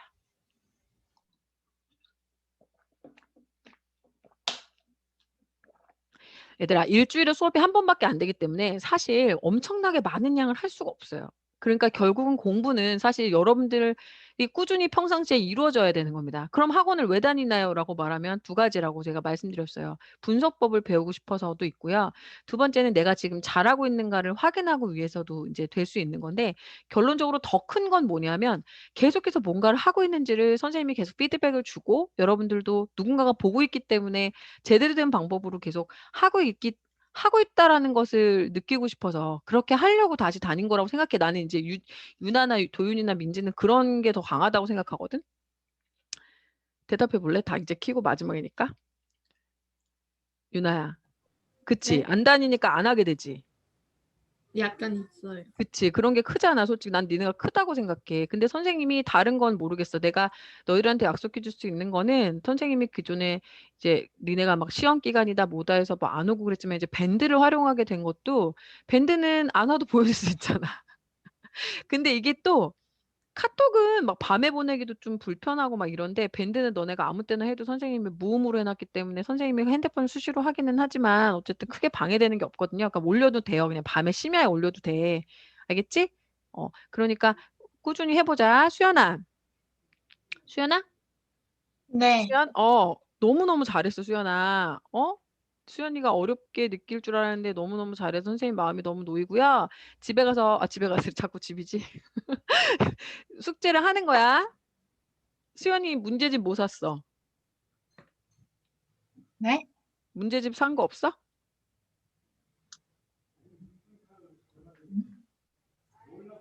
없어요? 수연아? 네? 문제집 산 거 없어? 무슨 문제집이요? 숙제할 거 문제집.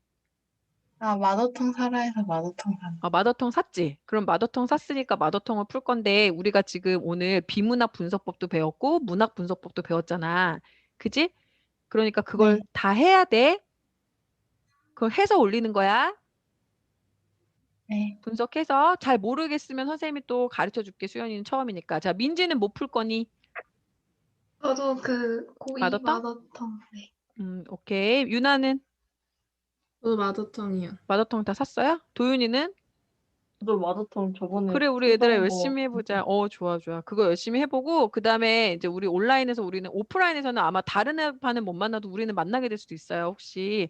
그러면 우리 사이좋게 다 지내고, 수연이랑 민지는 학교도 같아. 나중에 이제 얼굴 트고 다 착한 애들이라서 선생님 너무너무 고생했고요. 오늘 한 것 중에 질문 없어요? 네? 질문 없죠?